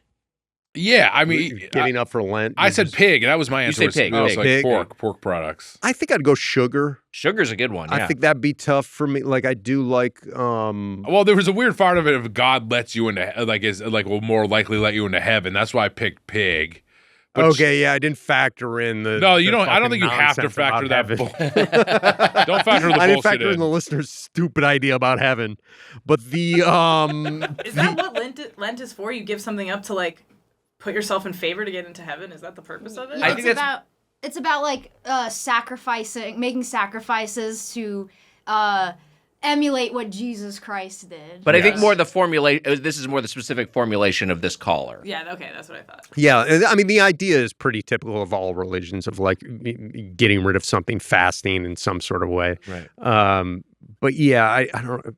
I feel like I try to avoid eating animals. Like whenever I eat a lot of chicken and fish, but yeah, I would feel like I don't know. Yeah, not eating pigs is a good one. Yeah, It's a great one. veal. I don't know. There's. I think mean, I think sugar's a good like one. you said, just any animal Yeah. you just feel bad eating. So animals.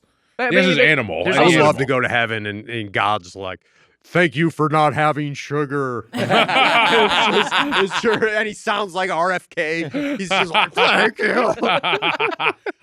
Emma, Amelia, anything you'd give up for Lent, food wise? I would pick something that would be a minor inconvenience for me, something like mints. Oh, so you're cheating Oh, the so system. yeah, exactly. You're- It's supposed to be a you're- real sacrifice. Yeah, come on. Yeah, I feel like sugar might be the You're saying thing no. to do. You're not participating. In CCD, for what I also grew up Catholic-ish, and for CCD we were learning about Lent, and they were like, the teacher was like, explaining what it means, what do you want to give up, and it has to be something you really like. And Yeah, I was like, it has to be a sacrifice. I really love mints. You actually did this? I actually did this. You're not only picking something easy, you're reusing a previous answer. You're cheating in two Yes. ways. It worked Yes. before. Exactly. God bless. Scammed God once before. I'm So impressed. I had to pretend that I really like these like hard candy mints. The whole The whole time I rest was of your in that CCD class. career. But yeah, and she was like, "You're really probably having a tough time not eating mints, right?" And I was like, "Yeah." All right, I'm on board now. That's very funny. This is like when I like my kindergarten teacher thought I said I had an iguana. I said I wanted an iguana, and I mumbled as a kid, and she thought I said I had one. And then I saw her in the building for years afterward, and she would be like, "How's your iguana?" And I'd be like, "He's fine." And I'd walk away, and I kept Giving you bags of crickets. Yeah. And then finally I was like, "It died." And I'm sure she thought it was like my imaginary, and like I doubt she thought it was real. You don't know. If you have a question or comment about the world of chain restaurants, email us at feedback@birdfuck.com or leave us a voicemail at 830-GO-DO. That's 830-463-6844. Our producer is Emma Erdbrink. Our associate producer, Amelia Marino. Our video editor, Mike Dorfman. We got merch at kinshipgoods.com/doughboys. And Emma, we got some live shows coming up. Yes, we're gonna be at the end of April. We're in Tampa tonight. but Yes! we'll end- yes. Yes!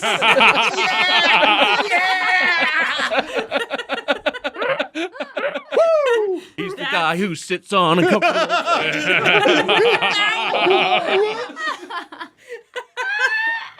So you can come see some of that shit live Yeah. in San Jose on April 30th. And April 29th, Irvine in California. And then at the end of May, we're going to be in Raleigh, Charlotte, and we fuck just yeah. added a late show to our Atlanta on May 29th. Oh, so. shit. Yeah, Atlanta. Yeah, double dose of Speaking Atlanta. of wings. Oh yeah. Go and That, go. well, that's one of the what is it called? JP Grasshoppers or whatever the fuck it's called. Yeah, I'm not sure. We haven't picked chains yet, but JR Crickets. That's Yeah. what it is. Something like that. Tonight, Gabrus will be with us in Florida, and when we go to the Carolinas and we go to Hotlanta, Mitch, our guest will be Carl Tart. All right. Yeah. Woo! Also, if you want all of our live tour shows, you want to listen to episodes of that, you can get the Doughboys Double R Weekly bonus episode, which is at patreon.com/doughboys. One of the funniest men on earth, Ben Rodgers. Thank you so much for being here. Thank you. What an absolute Thank treat. you. You're being glib. You're being glib, Nick. Ritalin is a street drug. Adrenaline, kids are doing it. Or adrenochrome. Adrenaline. Fuck, man, these teas fucked me up.